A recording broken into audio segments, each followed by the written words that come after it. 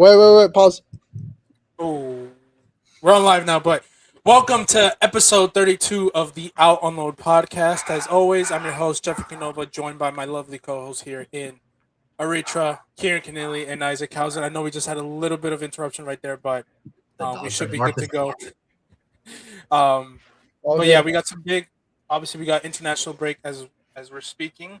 Um, but alongside the international break, obviously, as well, there's some breaking news regarding obviously, Mohamed Salah leaving Liverpool. Some interesting news regarding Madrid's medical staff, but when is that never something that we can talk about?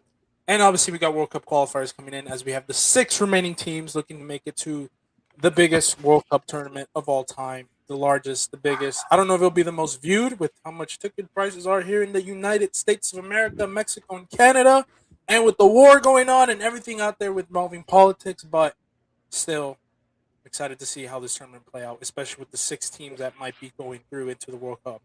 But before we get started with anything regarding World Cup and international, we will be talking about Mohamed Salah, who just announced, I believe, was it 2 days ago or yesterday, that he was leaving Liverpool after how many years is it now? Almost 8 years now at Liverpool, which has gone by very quick. Um, just I just can't believe how fast it's done now. Like this is it for Salah. I mean, we had these predictions that he might be leaving soon. I thought he might have left last year, right when um, there was just rumors about his contract and everything. Like last year was like his goodbye farewell tour in a way, but like he would go out with a bang, almost like how Tony Kroos left. The way like Mueller left, I think Bayern too, like he went out with a bang as well, and some other legends. But obviously, he stayed for one more year, obviously because of the success that they had last season with the Premier League. But with the way everything's transpired, I'm just kind of not shocked that he's leaving. We kind of knew this with the way all the rumors started transpiring throughout earlier in the year with the whole Arne Slot thing, him getting dropped, um, even his battle against the English pundits like a Jamie Carragher, for example. It just felt like Salah's time at Liverpool was coming to an end. And it's unfortunate to see because I think he just is a Premier League legend without question. But the conversations now was should Arne Slot left first or Salah left first? That's really the conversation that a lot of Liverpool fans have been having and football fans in general. I don't know. The Salah decline this season has been very interesting because we kind of knew that he's a player that has changed so much over the last few years. Um, in the way, like when he came into the league, even his time during Roma and at Chelsea, he was this fast, pacey, electric, dynamic winger that was able to terrorize teams, especially that first year at Liverpool. He was just, I mean, literally, the song was, you know, Salah running down the wing, that song. But then over the years now, he's kind of transformed into this player that is more of a goal scorer now, a final third type of player, an inside forward in a way, a final third player in a way as well. So last year they figured out a way to get him going and continue being that player that he is, that effective goal scorer and clinical assist machine that he is. But this season we saw it. It's just the decline is just there. Hasn't been putting up the stats, and a lot of people point to his decline, obviously. But I feel like we've always known that about Salah. Like he's not the same player that he was. So maybe the blame should be on Arne Slot. Maybe he should have been the one to left first because they've been embarrassing this whole year. The defending champions can't get anything going. And I bring this question up to the panel here. You know, who should have left first, Salah or Arne Slot? This is a battle of player legends or club first. I don't know, or maybe another third, set in there that should be Arne Slot. I mean, it's hard to say because if we're talking like last year in the summer, I don't think Slot would have left because he had just won the league title. How is a manager who wins the league going to leave? Um, it looks bad now for Liverpool because they could have sold Salah for like 80 million last year, and now they're going to lose him on a free. So that doesn't look good. But I get why both of them are going to stay because they won the league. I think Salah was their most important player last year, being their top goal scorer. You can't lose a player that is that good playing that well. But if you're talking about now, I mean, it looks like Slot maybe should leave because that team is, like you said, declined a lot.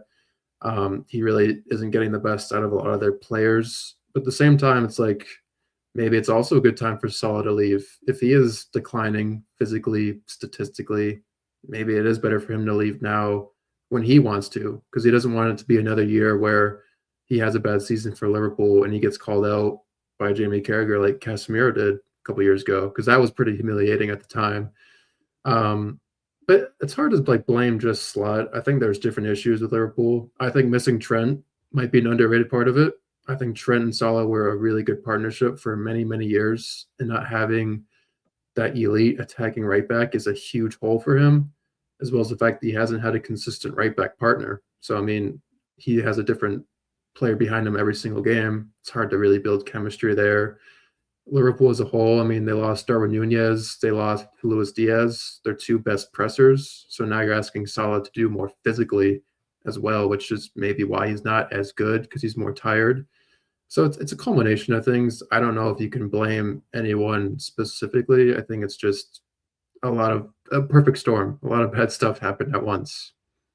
I mean, yeah, I would agree with that 100%. I also like the point you started off with talking about like replacing club legends. You used Madrid, you used Cruz, you used Muller. There's a lot of other examples, but what's one thing those teams did is they've gone through transition stages. They've gone through replacements. Like they were able to replace a Toni Kroos. Bayern, for the most part, as of now, I think we'd say has been able to supplement the production of a Thomas Muller based off of this year.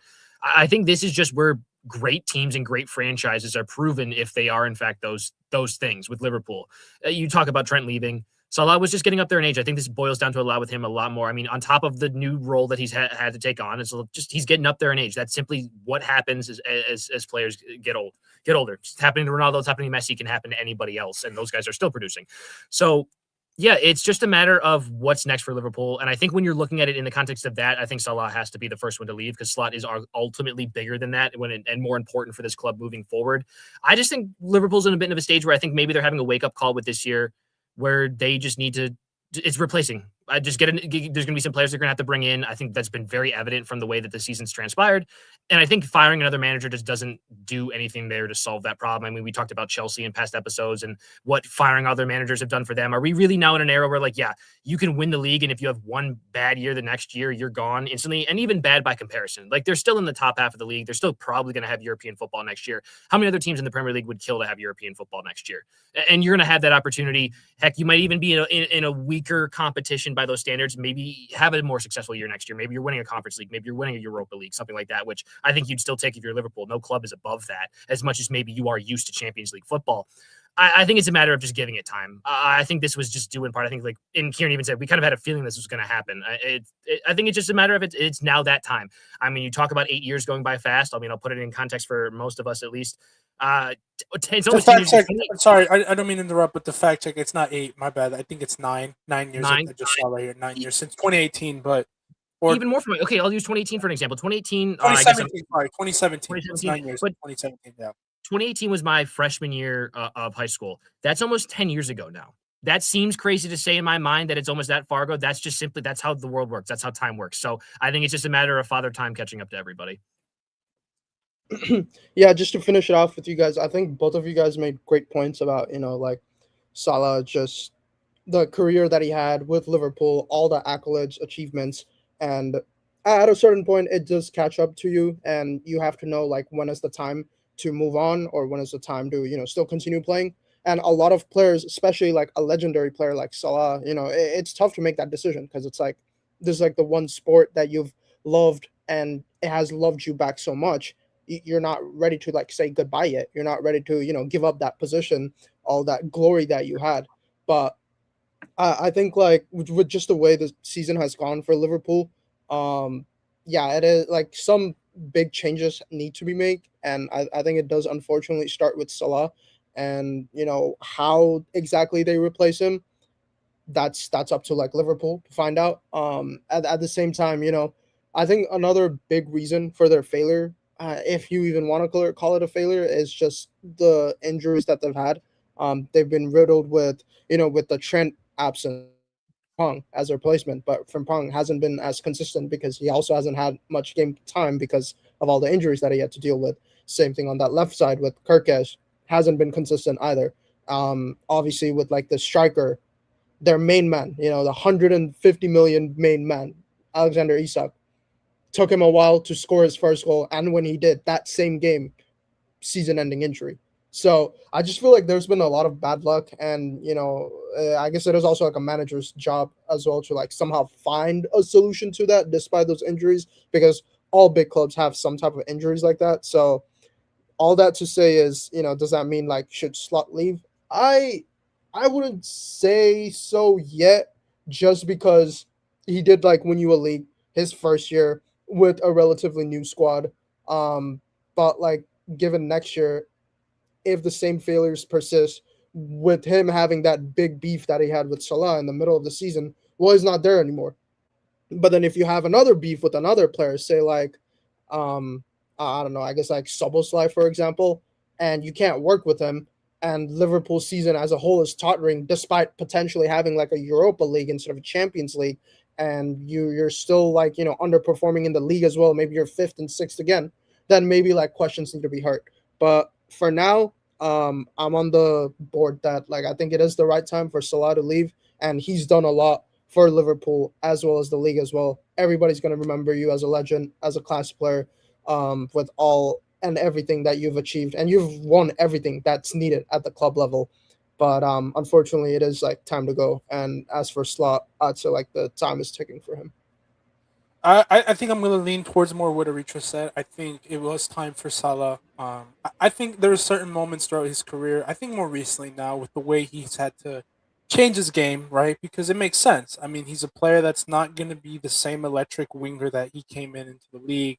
So he had to find a way to adapt. And what really gets me frustrated with fans and this whole conversation around football fans has just been, how do you play the game? You have to play the game in the right way. You have to be electric. You have to be this flashy technical brilliance of a player. But you've heard me so many times throughout with our conversations and with the way I analyze players is there's a level of like the way you play the game that might not be appeasing to the eye, but the main objective is sports, and I think Isaac would agree with this, is to win the damn game.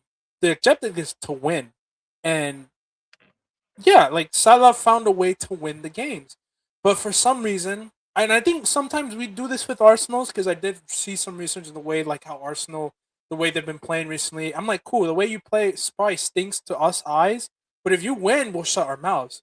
And that's why I think Salah just gets really disrespected by a lot of Premier League fans and a lot of quote unquote football fans in general as well. He's not a Ryan Cherokee who's this technical wizard who can get through 2 to 3 players. I'm like, that's cute and all. Like, yeah, he's a better player with the way he. Sure, in your eyes, he's the better technical magician, whatever he may be. But Salah has become this player that gets this horrible reputation because he's not flashy. But guess what, smartasses? He's a player that has won the Premier League twice, has contributed to so many goals, and single-handedly last year probably won Liverpool another league title. So yeah, you can be technical, you can do travellas around all over the world, you can do little kick ups and stuff, which is funny and cool. I'm not shitting on any player. I'm not criticizing any player who does that. That's the sport. I'm not gonna be out here and be like, I don't want you to be doing that. I want you to be like, I don't want that. I'm cool with that. But I'm also not gonna discredit players that statistically find ways to win their team some games. And Salah's done that, but for some reason he's gotten so disrespected. So I'm happy for him in the sense that he gets to leave this nonsense and just end off high. Because you've seen Carragher go after him unreasonably, which is one of the stupidest things I think I've ever seen a past legend do to him. He's been disrespected through AFCON as well, with the way people discredit the AFCON trophy. And then just by football fans and Premier League fans in general, the fact that he was just never this flashy, efficient player. But guys, literally, like, we're gonna talk about this soon. Where does he rank among Premier League legends? This guy almost has like plus 200 goal contributions in the 9 years that he's been here at Liverpool, a team that almost didn't win a Premier League for almost 20 to 30 years. I can't remember the exact name, but he was a part of that and probably the face of that. So you're not gonna come out here and disrespect a player like this. I know he's not flashy. I know he's not Neymar. I know he's not Ronaldo. He's not Messi. I understand that. We understand that, but we respect the player that, guess what, contribute to winning and statistically was one of the best at it in the world. So I'm happy for him. He deserves to leave. And like Aricha said, Arne Slot, kind of like what you and Aricha said, I think it's too early to throw away a manager like that. I think, again, he overachieved this first year, and maybe this is second year, like hiccups and stuff. But we'll see the third year because I was critical a year at the beginning of this year. There's no way you can be playing like this. There's no way that out of the 4 players, the 5 players that you have, all of them have been off form. Salah, Konate, Van Dijk, McAllister, the replacements that you brought in. Besides TK and maybe, I don't know. Yeah, besides TK, I don't know what's been a bright spot for Liverpool. I really don't know. So, yeah, the eyes are going to be on you because now you're letting go of a player that you didn't want. You're going to have another transfer window potentially. You're still in there to get European football. So we'll wait and see what Arsenal does. But we got our eyes on you, man. I want to add as well. I just searched him up because I wanted to make a point and maybe talk about how young he is still as a manager and giving him time to grow. But the first article is that he is expected to leave this summer. Now that is coming from Axel Hess of Sport Build. So again, I don't know how trustworthy the source is, but trustworthy enough to at least where they're writing an article about it. Does that change the conversation now? Like, is now maybe that it's more expected? Is that a little bit more shocking? Is it undeserved? I don't know because I mean I looked at it. He's 40. I think 47. And there's a bit of that where I think we have this manager, maybe not fatigue is the right word, but you have these perhaps even your Artetas, you have so many of these managers where like you talked about with like Slot having to get something out of the production minus with Luis Diaz and with Darwin Nunez leaving and how maybe a great manager finds those replacements. Like, does that also need time to grow as a manager to be able to have that ability to be able to find those players, to be able to maybe train and coach those backups into people like I don't know, even like a Choupo-Moting is someone I throw in as an example where like, granted it was Bayern, it was a Bundesliga, but was it just a backup that occasionally like you could throw in and could trust to score you goals from time to time? And maybe some of that comes from being the manager being able to identify players like that. Is it just a simple matter of he doesn't have that ability? Is it something that you have to learn? Do you have to wait till you're like a Pep and you've coached for decades and decades and all that sort of stuff and that comes with you? That I don't know. It'd be really interesting if he leaves. I think Xabi Alonso would have to be up there as the top of replacement nominees. I don't know how you wouldn't go with someone other than him. I think it will be Xabi. I think Liverpool are willing to go after him and get him and give him the shot based on what I think the world of football knows that the Madrid experiment was a freaking nightmare. But I don't think it was all to blame on Xabi because it just probably wasn't the right people that you want. Like Madrid probably wanted something else. He wanted something else. The whole fiasco that the Madrid media is, and it just couldn't work out for him because again, this is his third year, like professionally training a big team, and that's his first big team. If we want to consider Bayer Leverkusen as like a small club, but again, like this is early on. But I think Liverpool will give him that trust. I think they're patient with him. I think he's more of a Liverpool legend than a Madrid legend too. I always thought it was more Bayern and Liverpool than you guys. Yeah, because I think he was a part, but he just wasn't viewed as like a legend like that. I think Madrid fans try to make him a legend, but like I don't think anybody like I think even Sami Khedira got more love than him than which is crazy, but that's just what it is. So, but I think Liverpool will give him that time to adapt, find the right teams, and I think the other thing that I think Kieran also mentioned too was just the timing of it as well. It just maybe this is a team that is just dying, so maybe it's unfair on Slot. Maybe this is unfair for him to like, hey, like this is a team that we can see is just in the decline, and I just don't know what to do with it. So we'll see if he stays. Maybe the Salah thing changes everything now because they're like, okay, now we can have Slot rebuild this team on his own image. But at this point, the conversation is going to be you have Xabi Alonso available, probably not for too long. There's going to be another team that's going to scoop him up. But then you also go with a man that won you the Premier League, and now you're probably going to give him more of the keys to rebuild this team. So it'll be interesting to see. But to kind of end off with the Salah thing, I wanted to ask you guys this because I will be bringing it onto the stage right here. Where does Salah rank in terms of all Premier League legends? Because, again, going back to the conversation for him, is he like we'll look player per player because these are the 4 to 5 names, especially in this era. Oops, sorry, my bad. That we see him being constantly compared to. Now, if I ask any casual football fan or Premier League fan, they'll tell me Salah is not the most aesthetically pleasing compared to an Henry, to a Ronaldo, to a Rooney, to even a De Bruyne for that matter. Where does he rank amongst these 4 names per se? Because I think these are probably the big 4. De Bruyne more so for his era because he was in the competition between him and Man City, Liverpool and Man City. But then obviously the other top teams, like Rooney for United, Ronaldo and Rooney for United, and then obviously Henry for Arsenal. So I don't know. What are your guys' thoughts, especially when you look at the stats? Because I think out of all of them, he has the most goals. I think out of all of them too, besides maybe De Bruyne, I think he has more assists as well. Besides De Bruyne, obviously. So I don't know. I'm just curious. Between these four, I would say between Henry, Ronaldo, Rooney, and De Bruyne.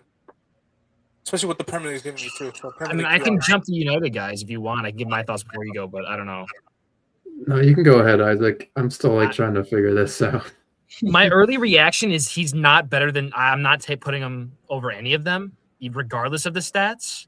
I think De Bruyne, especially in this era, maybe this is blasphemous, but like De Bruyne was pretty easily, I think, the best attacking, let alone maybe midfielder in the game during that same time as Salah was. And maybe when Salah was a top three, I don't know if Salah was as much of the number one forward in the world comparatively. And I mean, the City team has been better than the Liverpool team, but I mean, you do beat them twice, but City's gotten their fair share. And then I don't know, as the outward in with like a Premier League legend, like again, this is sort of the intangibles, not so much even the stats. I feel like Henry and Rooney especially are so much more coded in terms of Premier League history and for what they've done for the league and what they've meant for those teams. As a leader of those teams, like I think there's an argument. Now I would need a Liverpool to jump in. This is definitely from an outsider that in terms of like in that Liverpool squad, like Van Dijk is more maybe the Premier League legend out of that squad than someone like Salah. Especially in terms of like where they are in that position and what they've done with that game, sort of maybe even revitalizing that sort of position as well. Ronaldo's interesting because it's also just Ronaldo. I mean, maybe if you're taking just his Premier League career, I could also very much understand that. But at the end of the day, then you're asking me to take Salah over Ronaldo. Now, granted, it is just United Ronaldo, but let's not still act like, I mean, Ronaldo won a Ballon d'Or for that, on that, you know what I mean? Like, I know there's going to be those conversations. Maybe it's a bit of how this era has ended, but I'm not taking him over any of those. I think for me, what I'm going to go with, right, is I completely agree. I think out of all the Premier League players from let's say 2015 moving forward to today, like that generations of Agueros, who else is in there? Salahs, Manes, Hazards, because Hazard's in there too. Mm-hmm. Oh, by the way, to any like fan out there, Salah was better than Hazard. I'll say that right now. I think he's the greater legend, in my opinion, in terms of Premier League impact. I think for me, I think Salah was better in that aspect. Now, who's the better player? That's another conversation, I think. But in terms of, I'm talking about here greatness. There's greatness you can contribute into how they played, the impact. But then doesn't like Aguero kind of wash him based off of those same metrics? And I think Aguero is someone I think he arguably has had a better Premier League career over. I disagree. I don't think Aguero had a better Premier League career than Salah. No, that's what I mean. I agree with you on that. But if you're going by like these big moments, these legendary, the impact moments, I think Aguero arguably has the greatest impact moment of all time in Premier League history. So if we're going by that metric, I think Aguero, you'd argue that he was. But I agree with you. Here's my counter to that. That was one moment. But I don't think that reflects all of Aguero's moments. That's the one that comes to mind. But let's not downplay Aguero. Like he hasn't had other huge moments. No, I mean he's had a great career, but like again, like I don't think he's had the impact like a Salah. Mind you, what team Salah had to go to, right? Salah, I know. Yes, we're gonna agree on the fact that he did have an amazing supporter cast. We're talking about Mane, talking about arguably the greatest or the best center back of all time in Van Dijk, that a lot of people like to put him in. And then obviously Trent, who I've come and said is like one of the best Premier League right backs of all time. But still, he was the face of that because that one season that Salah had, which was his first season, which is where like he broke so many records, goal scoring records, assist records, and then you talk about the consistency that he's had for the front line. And then the season that he almost ended off his career last year with, that's better than anything that Aguero has done in his whole career, besides that one moment, which was like, honestly, that's even just all Martin Tyler, to be quite honest with you. To be quite honest with you. Martin Tyler didn't call that is crazy. That is insane. If Martin Tyler did not make that call, no one would care. That's such an iconic goal. I don't know. You can't discount that goal, Jeff. It's a game-winning goal to win the league on the last day of May. I'm joking. Are you joking? Are you joking? I thought you were joking until you saw a reaction and you were like, "Oh shoot, nah, that's a wrong opinion." No, there's a little bit of it. I mean, what if Martin Tyler did not make that call? I'm being serious. We all remember that. It would still be one of the greatest moments in Premier League history. Okay, apply that to any moment, Jeff. Apply it to any iconic commentary. If they didn't make an iconic commentary, then it wouldn't count for anything. No, I'm just saying. Like, I think Martin Tyler. We're gonna remember that moment more from Martin Tyler's call than Aguero's goal itself. No. No, If I the goal poll made the someone, call. if I poll people on the street, no way everyone is pulling Martin Tyler. I'm way more likely to get way more Agueros if we're going to go run those metrics. But you gotta give it apart. I'm going to walk down Buffalo, New York and be like, hey, do you know who Martin Tyler is? No. I think if I ask someone who Aguero is, I think there's a better chance of getting an answer there. But they'd be like, oh, that guy who did the Aguero thing. Aguero! No. I'm telling I you. think You're I'm still saying saying you. his name. You still But say his here, name, okay, though, don't you? going back. Okay, I'm joking. Whatever. You're right. Whatever. My point is, Salah's consistency, goal scoring numbers, and the moments that he had in that first year and last year as well, is just bigger than anything that Aguero's done. It's bigger than, I would even argue, what Ronaldo has done, arguably as well, because I think No, Ronaldo that's only had like false. 1 That's year. false. Just Ronaldo stop only lying. had 1 year. Stop lying. What do you best mean? Ronaldo was 07, 08. What do you 07, mean? 08 He's clear since Salah. 2003. But Ronaldo's best wasn't in 08. Ronaldo's best season Exactly. was probably How 08 can and you 07. how can you compare him if he wasn't at his best at United to Salah at his best? But we're talking about Premier League here. We're talking about all time, Also, and that's different. To go back to Yeah, Aguero, so- Aguero has 184 league goals, Premier League goals. So he's only like under 10 behind Salah, which I think Salah has maybe had a better cast for supporting getting him more goals. I don't know, maybe that's a hot I take or not. disagree So with that. I completely disagree with that. Aguero's probably had better managers,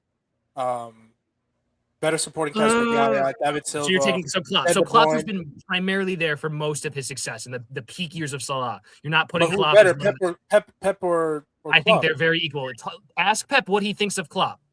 He talks No, I about know, him I as give his respect greatest to rival. Klopp, but So let's still, not act Pep like is this better. is some non-comparable thing between those No, two. I'm not managers. saying Those that. two I'm just guys saying, but who's are better saying that still? about each other. That Okay, our but opinions who's go in better? the spot compared. No, but who's I'm better? not Klopp or Pep? Equal. Equal? No, Yes. I'd Your have to opinion. disagree. I'd have to disagree. So that's what I'm saying. But But, I'm not going to here's take the- that debate. I'm not I going to take think that for debate. me, my argument. See, here's how I'll rank it. Right? Here's how I'll give it. I think for me, I think Henry is arguably the greatest Premier League player of all time because of the statistics, the seasons, the impact that he brought for Arsenal for so many years, the numbers and the records that he's hold.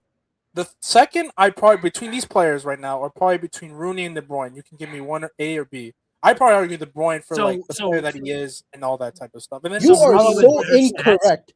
You Rooney are has better so stats than Henry. incorrect, bro. Yeah, Literally, it's on the exactly. screen right now. Exactly, dude. I think What De are you Bruyne was better. saying? There's a lot of That dude was seasons doing where it on Rooney played Everton as at a like strike. 40 There's a something. lot That of dude was doing it seasons for where DC Rooney United played at as a 40. I don't want to striker. hear this Rooney disrespect. Brother, No, you Rooney know- was you a do know great. that- That's why I said it's either between those two. Bro, you do know that Rooney started doing like big things since 16 with Everton, right? And then I know like, that. from there on, I'm pretty sure And he he was like one of carried the United youngest- too. He carried United after Ronaldo left. I don't think De That's Bruyne great. has had to But De do Bruyne that has been absolutely world class. because he had an elite cast around him. I'm sorry, So De did Bruyne had Rooney. elite teammates. So Did was Rooney Rooney. not have an elite cast around him too? After Who? Ronaldo left, no. After Ronaldo left, no. Well, De Bruyne has been doing it at Wolfsburg and everything. Yeah, Is but- Wolfsburg in Premier League? Yeah, we're they're talking good. Premier League here, Look what he Jeff. did. We're not talking Yeah, if about we're talking think other for teams, me, I let's think bring De up Bruyne's Salah's after Chelsea Rooney. stats. Let's bring up his Chelsea impact then. We want to talk Yeah, about how do you do Premier at League Chelsea? impact. Oh well, because Any of these other players flopped and then you saw another how team. Mourinho was because you saw how Mourinho ruined all those players that he brought. Oh, in. okay, You so know now it's that. the manager's Oh, okay. fault. So now it's Mourinho. okay.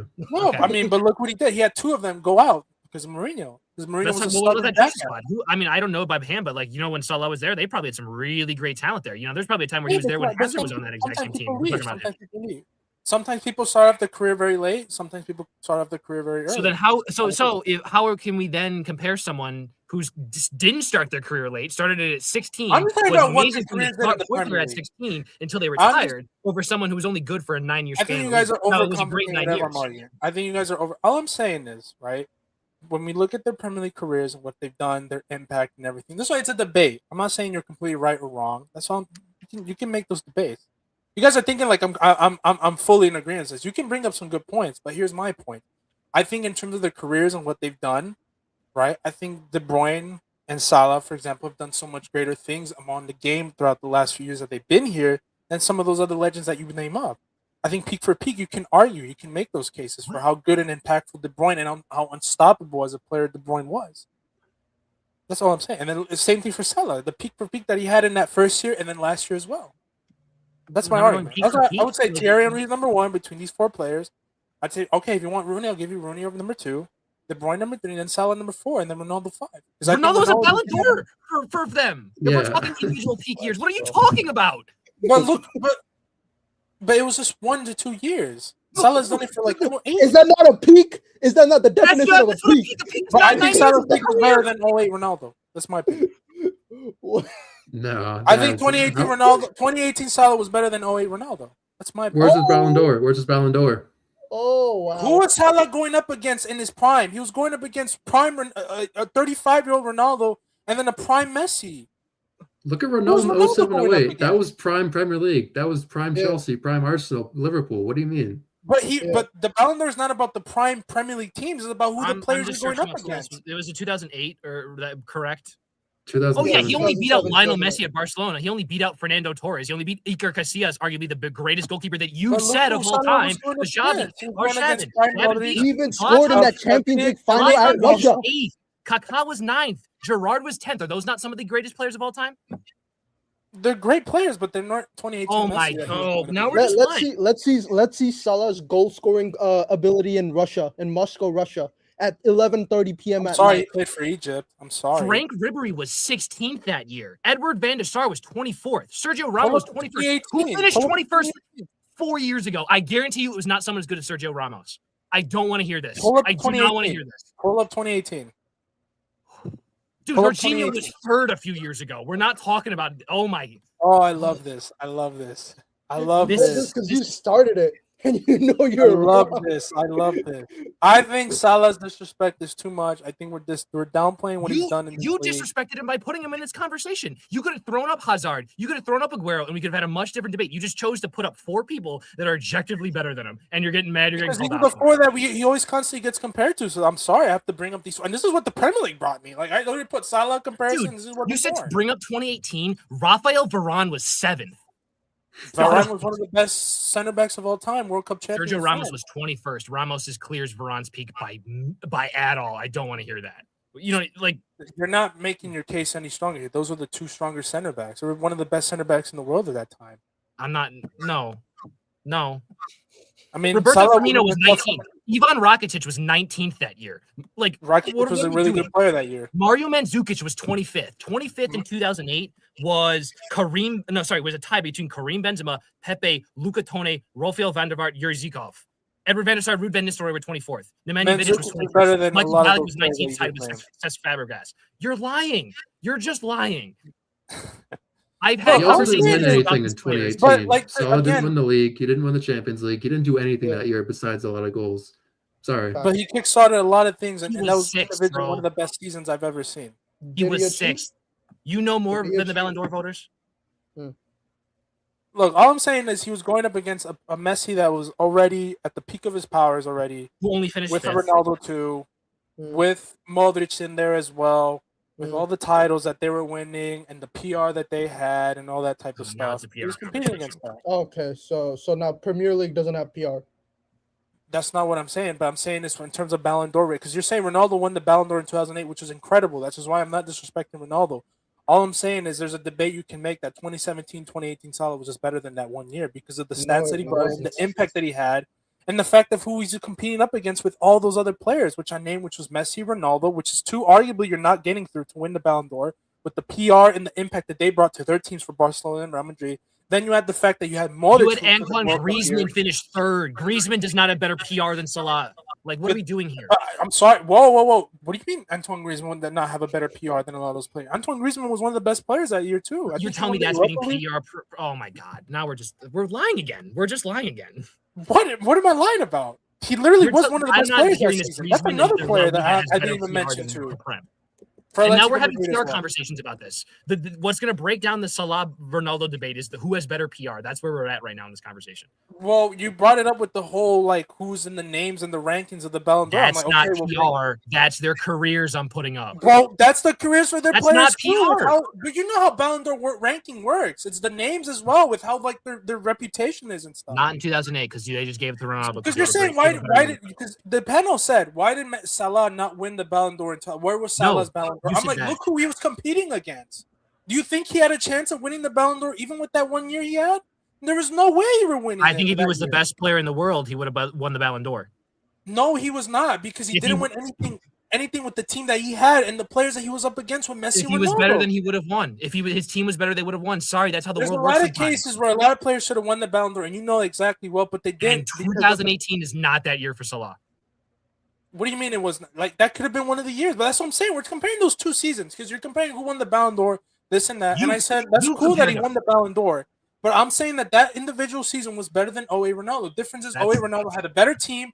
They won the Premier League. They won the Champions League, which is all credit to Ronaldo. That's not me disrespecting Ronaldo. All I'm saying is when you compare those two individual seasons and the longevity that they had, you can make the case that Salah had a better Premier League career than Ronaldo. But you brought up the Ballon d'Or conversation. Ronaldo left early to go to Madrid. Salah never did that. Okay, that's beautiful. Okay, but that's making my case strong. That's making my case stronger because again, who had the longevity? Make it stronger? What's Ronaldo supposed to do? What's Ronaldo supposed to do if he's not in the Premier League? Like, well, that's great. He was good enough to get to Madrid. Okay, that's great. He went to Madrid. That's why I'm not arguing who's the better player between them in terms of all time. Because if we were talking about all-time careers, we're talking about Ronaldo being far superior because of what he did in Madrid. I'm talking about Premier League right here. I know it sucks that he couldn't stay longer, and maybe he could have done more. If he would have stayed longer and had more years, and sure, we can have this. Sure, but I just think for me, Salah's Premier League career is just better than Ronaldo's. But you brought up the Ballon d'Or thing. You brought up the Ballon d'Or thing, and I said, look who Salah was competing back in 2018 compared to Ronaldo in 08. Then I get to play hypotheticals. Ronaldo also has more Premier Leagues too. I'm going to play hypothetical. Titles. Seriously, Ronaldo would have had 2 more years. He had 7 years, I believe, at United. Is that correct? If I did the math correctly. 2003 to 2009. So 6 years there, and obviously give him 2 more years then. If I get to play the hypothetical game, if Ronaldo has 2 more years at United, I think those stats are better, if not comparable, to Salah. And then we're not even having this conversation. He could have won 1 or 2 years. You're busting out hypotheticals, so I'm allowed to do the same. If we're playing the what if game, this doesn't mean squat. If we're looking at their Premier League. Ballon d'Or, I think just having that Ballon d'Or and being able to achieve more, regardless of the team is, regardless. Because I don't want someone that performs. There's no what if that I'm playing with. All I'm saying is facts. There's no way that Salah was winning a Ballon d'Or over the team. You sound like I'm not going to make that comparison. I'm not going to say it. We're on live right now. I'm not going to. No, I'm just saying. Like, look, I agree with everything. Like, you guys bring up good points. I'm not going to disagree with any of you guys with the points that you bring up because again, this is a debate that I love to have because I just feel like for me, he gets disrespected with the stats and the things that he's done for this Liverpool team. Like, I think it's just disrespected. And I'm not arguing if Salah is better than Ronaldo in terms of career or all-time like stats. That's not what I'm saying because, again, what Ronaldo did at Madrid combined to the fact of what he did in Juve with Portugal, with the Premier League thing that he has as well, that makes him an all-time great that we cannot ever dispute. And that will always make him clear of Salah. That's not what I'm arguing. I'm just talking about Premier League in itself. And that 2008, I give him a lot of credit, like lots of praise. That's why I love Ronaldo. He dominated the Premier League when he was there. But again, what happened in the Premier League career is he left, went to Madrid, props to him. But now Salah was almost 9 years of dominance besides this one season. But every year it's been consistent. Besides maybe 1 or 2 years where he hasn't been that elite or that elite, but because of the squads that he's had. But I think you can argue. For that one Ronaldo also finished runner-up to Kaká in 2007, and then was third to Kaká and Messi for 2007 Player of the Year. Why can I not say, if you're applying that same logic to Salah, could have won it in 2018 or had all those people ahead of him, I could say the same thing to Ronaldo about those other years. And then if we're having that conversation, that's 1 or 2 more Ballon d'Ors from him. And then that white career. There's probably 5 seasons that Salah has been in the Premier League that he could have been in Ballon d'Or conversation. There's about probably 3 years for Ronaldo at United that he could have arguably won it by that same measure. But that's fine. But then you can't just say that's fine and then point to that as evidence for why Salah might be better. That makes no sense. You'd get laughed out of debate club. That doesn't make any sense because we're making it. We're talking about the 9 to 8 seasons that Salah's been here, and I'm saying that is better than anything that Ronaldo has done in his entire career. And what makes him greater as a Premier League player than Ronaldo? No. This is back to your point of 2018 and using that as some metric to guys him higher than anyone else. You're saying that hypothetically, because of the stats he had and the PR above him, that he could have been in that conversation for Ballon d'Or. Therefore, you're kind of crediting that as a Ballon d'Or. Yes, you are.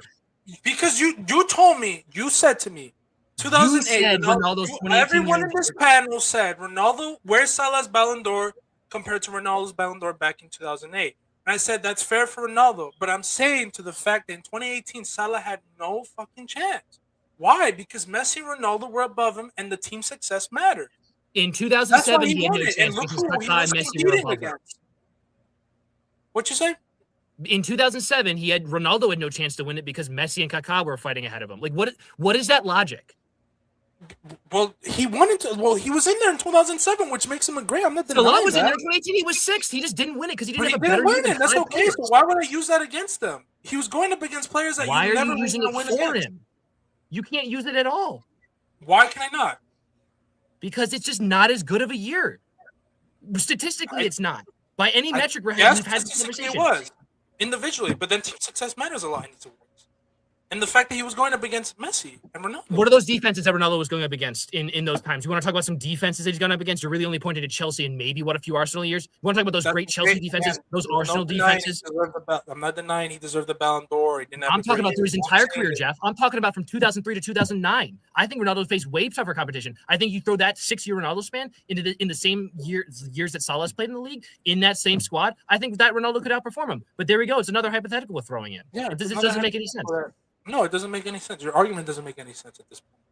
I need a reacher here to help me out here because I think we just need to move on from this. It's we're not getting anywhere. I get the final word, boys. I get the final word because you don't get any final words. Your final words are incorrect. I'll give you the logic, the reasoning, the evidence. I'll give you De Bruyne, and then and then it's Salah and then Ronaldo. I'll end it on this. This isn't as a counter to Jeff. You do realize your whole emphasis of the conversation is you don't want Salah to face disrespect. You do realize by forcing him into these conversations, you force him to get disrespected more. You made the comparisons to those four players. Because he rightfully does deserve it. What do you mean? He literally has 2 Premier League titles. He's one of the top goal scorers we've ever seen. Fine. The rest of the panel disagrees. Look, okay, here's the thing. Initially, when you brought that up, I honestly was literally going to say, like, yo, I'm not going to make this ranking because I just don't think it would be possible. Because, again, there could be the other argument that 2000s, like early 2000s Prem, is different than late 2000s Prem, is different than early 2010s Prem, is different than late 2010s Prem. Same argument that I use in the NBA for, like, oh, who's your GOAT, Michael Jordan or LeBron? I'm like, I don't think I can make that comparison because 90s NBA is very different than 2010s NBA. So I was going to avoid it. But because of some of the stupid reasoning that Jeffrey brought in, I was like, oh my goodness, I might have to actually like give like some type of a ranking with some reasoning, or else this man is just going to run his mouth and continue with those reasoning and get roasted in the TikTok and our YouTube comments. So I was like, you know what?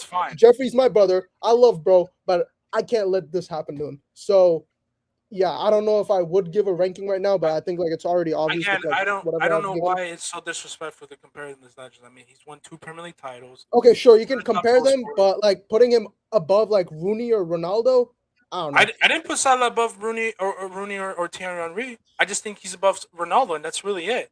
Because again, I value longevity, and the fact that his prime years and what he did for his team was just, I think, a little bit more greater than what Ronaldo did.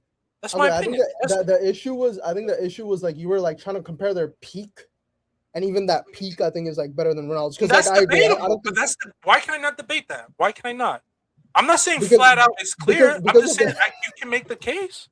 I think because you're talking about his Ballon d'Or thing. Because you're like, no, you can't put him above. You can't put him above Ronaldo because he has the Ballon d'Or. I'm like, well, look at the peak, and then if you want to compare the individual season, because there's a lot of context that you have to put into a Ballon d'Or ranking and stuff, as we clearly know, we've clearly talked about before in the show. I remember Lewandowski first had a Ballon d'Or a few years, but we never argued. I agree with you that sometimes it's BS. So that's why I think the Ballon d'Or conversation, I fully don't want to put into that. That's why you just got to compare the seasons. And no, that's fair. You can make the case he went up against stronger teams. You can make stronger defenses. He was part of that United team. He was clearly the best player. But I think for Salah, he carried that Liverpool team, took them to the Champions League final, even though they were never the favorites in a lot of those seasons. That was still a young Liverpool team. That was Klopp's 3rd season. And then I'm talking about and then to make the other argument is the longevity too. So it's a discussion of longevity versus, the peak. And I just debated the peak too. That's all I did. All I did. I'll add some spiciness to end this off with the United fans. If we want to talk about thinking about with their teams and the context of who they had to go against and the supporting cast around them, Bruno Fernandes is a better Premier League legacy. If we're going to talk about that sort of stuff, if we want to throw in those hypotheticals, I know that's an outlet. Just to mess them up. But hey, you know what? I'm on board with it. I am on board with that. That's fair. I can listen to it. See, that's where I listen for when we compare him to De Bruyne. I can listen to those arguments. No, do you know why I'm not having that debate? Because it's wrong, and I would sound stupid if I tried arguing that. As much as I would love it to be true for United fans. But I'm not going to say wrong information on the internet for clicks and views, Jeff. It's okay. At least not in this time. It's not going to happen. What's wrong? What was no? What was wrong about what I just said about the whole Salah thing?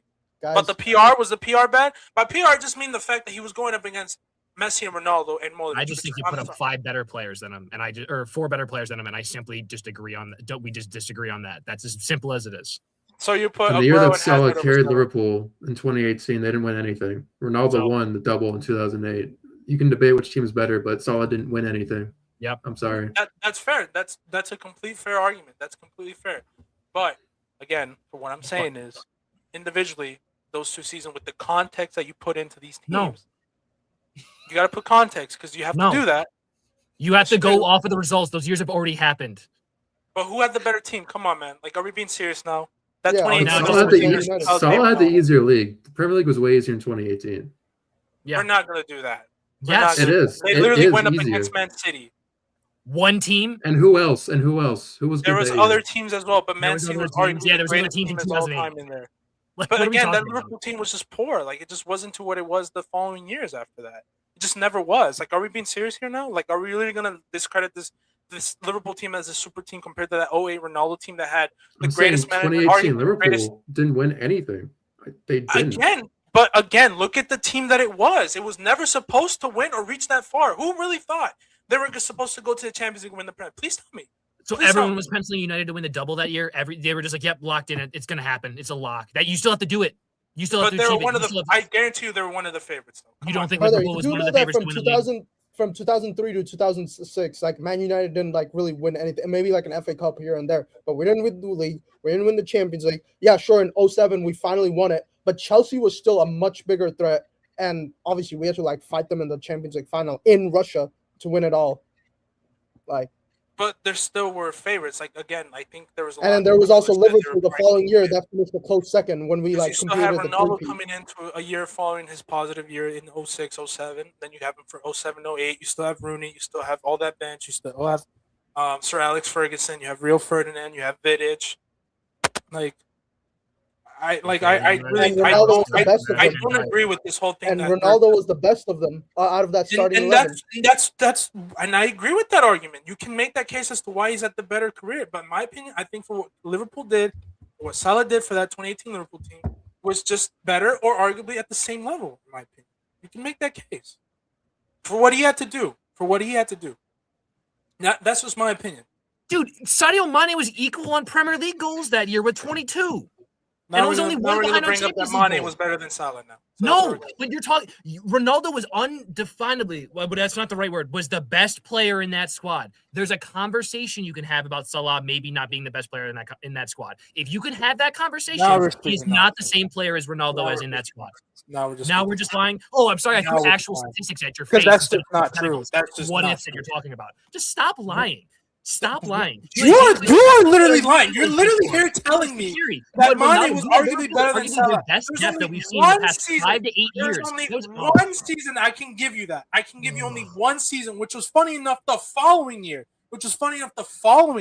But that season, which was the same squad, which was all those players. So that means he also had a phenomenal squad last year that just underperformed. And Ronaldo helped bring that squad, regardless if it was to a final. If Salah was so great, he could have lifted up that team that was so great the next year.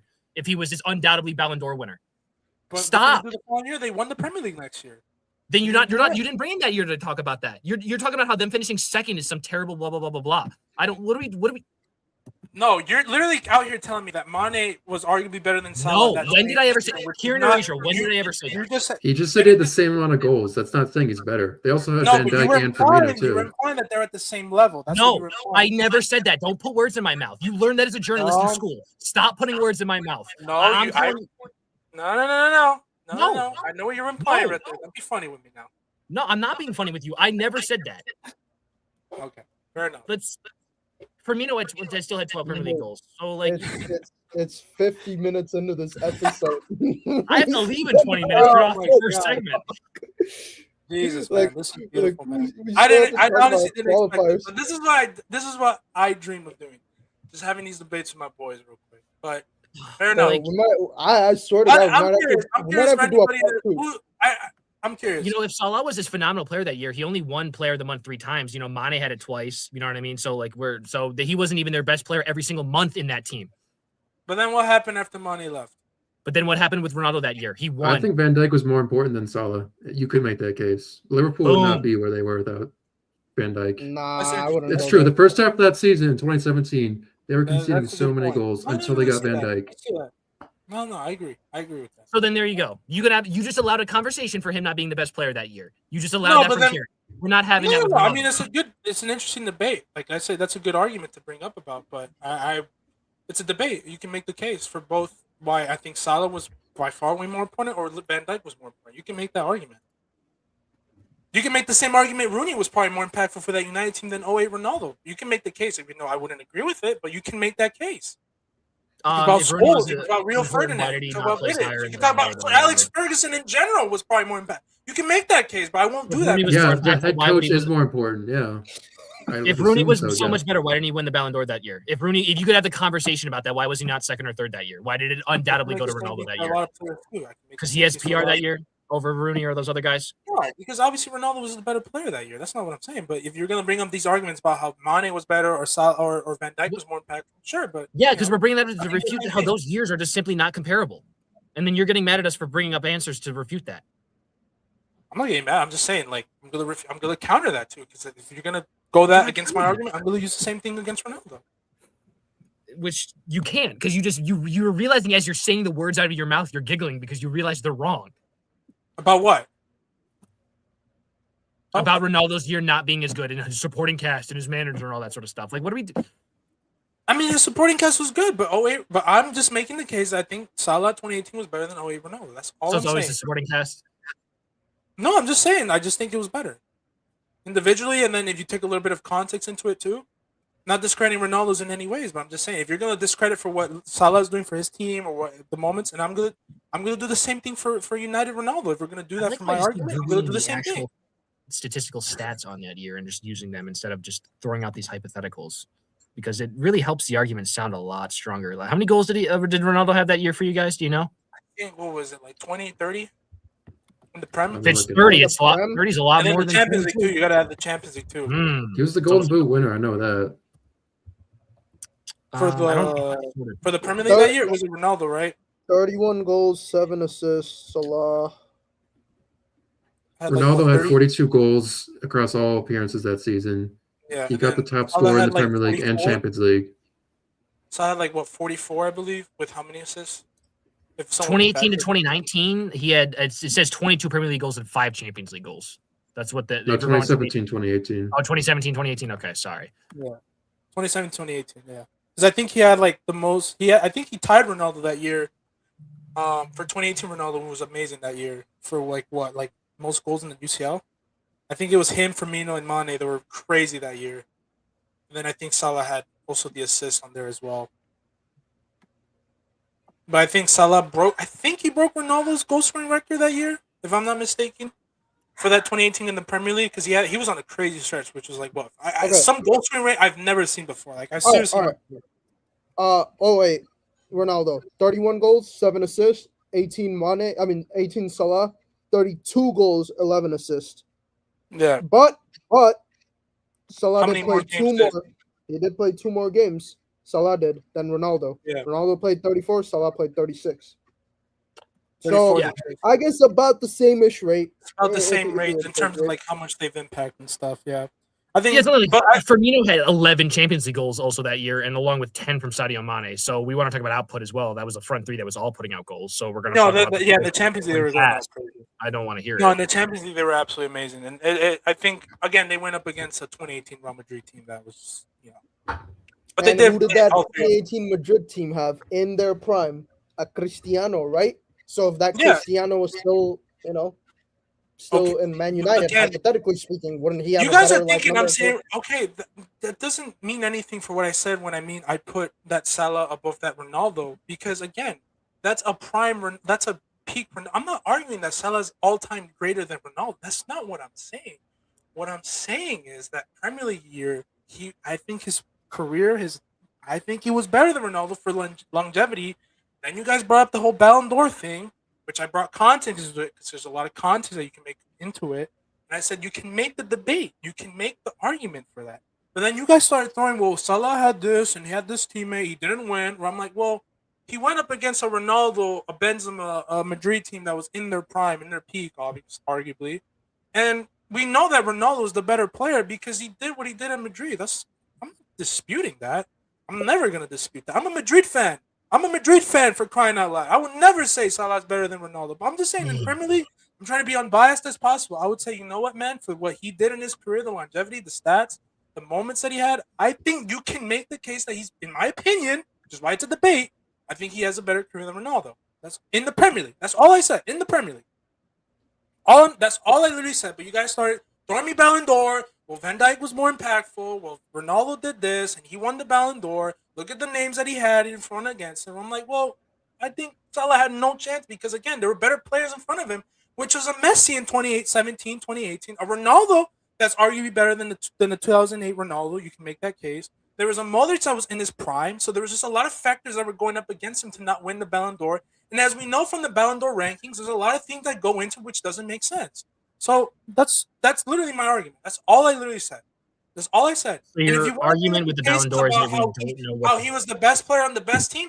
That's fair. I can listen to that argument, but I think for me, it's literally it's like MVP race in NBA. Like the best player on the best team won, and then the small, like who was more impactful at that? I think for me, in my opinion, Salah was more impactful at the Liverpool team than Ronaldo was in 08. You can make that case. That year, Liverpool had 3 double-digit scores. United only had 2. So we but want it to wasn't talk the about supporting cast and team. No, but I'm just saying, like, I think for me, Salah is more impactful.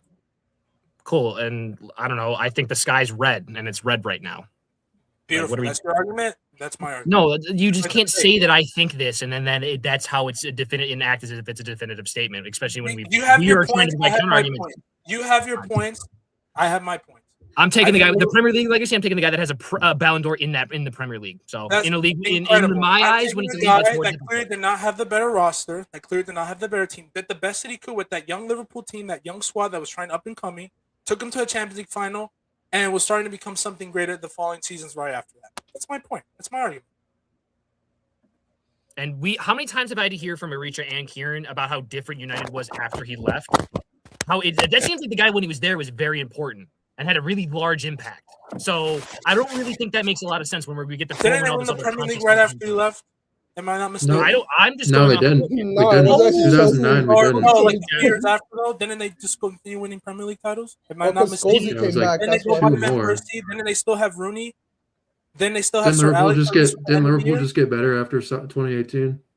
But like again, but you're using these arguments against me that doesn't make sense about how he didn't win after. Like they're gonna win. You're using context of like he didn't win after. He didn't. He had all this other stuff. He had these other guys. He had to play against Man City. You're throwing all these other weird hypotheticals, and you get mad when we throw them out because you realize how stupid when we say them. So now you should realize how stupid they sound when you say them. I mean, you're the ones that bring it up, guys. You guys are the ones bringing it up, not me. I'm glad Reacher never got to see this on air, so this is like the first time he's ever got to see this dynamic. But man, and this is like, probably what number 4. I love this. I'm like so angry right now. I cannot wait to do this radio show after. It's like this is just I've had to like Yeah, you got 10 minutes bad. before you leave, buddy.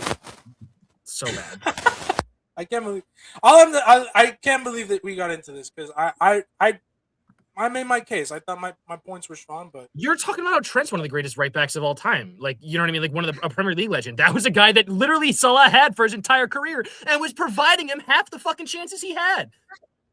Yeah, so we're not talking about the supporting cast around him. Like, what do you? I can say the same thing. But that was Andy Robertson and Trent are arguably the best fullback duo we've ever seen. Oh, who did they overlap with in their primes? Salah.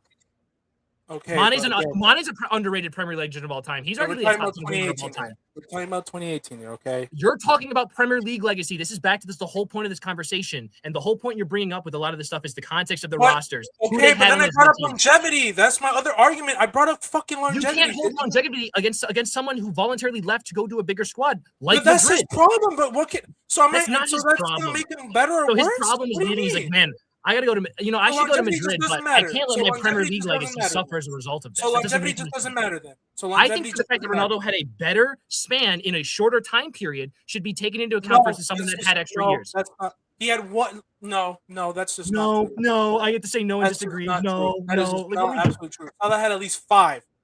5 at least. You're And during the times that he was playing that, in the players he was competing against for Ballon d'Ors and stuff like that, because that's the argument you guys used against me. Dude, are you disrespecting who's like, you know, the other names that were playing in the late 2000s, right? Like, and we were all alive here. Man, So like let's a not act like Marcus, some Ronaldo yeah. was going against. How am Yeah, I you Steven had a young Messi. Gerrard. You only had a young, like, How am arguably I in his prime disrespecting Messi. any players? How am I disrespecting? Because you're using the example that Salah had to go up against such great competition in 2018. Like, that wasn't the exact same case for Ronaldo in 2007, 2008, 2004, Yes, 2005, but 2006. again, that's why I bring context, brother. That's why I said context. You got to bring context into a few of these situations because context matters. Like you said, You're using PR's context. It doesn't make any sense. Can I finish? PR's Can I finish my point? Can I finish? No, you can't. Alex It's said- stupid. I don't want to hear the same point over and over again. I do not want to hear it. Okay, fine, whatever. We're gonna take a quick break because clearly Salah's disrespected by my panel as well here too. You disrespected me by putting in this conversation. I'm ending it. It's like ours. Yeah, we didn't disrespect him at all. We didn't say anything against him. We just said Ronaldo was better than you. The arguments. No. No. Bro, imagine. Okay, all right, fine. We're gonna cut this off. You know who I will not be disrespect. You know who will not be arguing against for their greatness is obviously these Stone Pictures. So shout out to Mr. Robin Stone as always. Please, thank you. I can't wait for him to edit these clips and post them out there and get the engagement going and stuff like that. Jesus. But I love these men. I love this. But talk about real quick, a little bit Madrid. Obviously, we heard the breaking news regarding their medical staff. That's one thing I will not. Have you guys seen the news regarding the whole medical team? The fact that they couldn't. They scanned the wrong knee. They scanned the wrong leg, but then apparently the wrong Mbappe today said Like- that's complete BS. So I don't know what to believe. Do I really think it's completely? I don't know, man. With the injury crisis that they've been going through these last few months and stuff, the ACL injuries, it just really brings up the conversations of, and also that nutritionist who got fired, who's been just on a rampage, talking about like they're not giving the right diets, they're not giving the right proper training, and then she recently just called out that Madrid were using Chat GPT for the right supplements to use, which is just absolutely insane in my opinion. I couldn't believe when I read something like that, and it makes sense. I think me and Aricha talked about the importance of diets and stuff like that. How much if you take too much carbs, it's going to impact this and impact that. And I think for me, it makes sense. Like it's something Madrid would say in terms of like, to give a little bit more context for our readers out there, there's been reports that one of our former nutritionists that was, I believe, with the Xabi Alonso team, apparently she called out the team for like the specific nutrients and diets that the medical teams were giving to the players at the time. And the quote was, we should focus more on giving them healthier meals and stuff like that. But they allowed just the silly diets, like, oh, cut them some slack. Like they're 15 4-time Champions League winners. Let them eat whatever they want. Which honestly sounds like what Madrid would do. I mean, and the evidence is there with the way they've handled the whole Vinny thing, how they prefer the manager over him, player over player power, pretty much.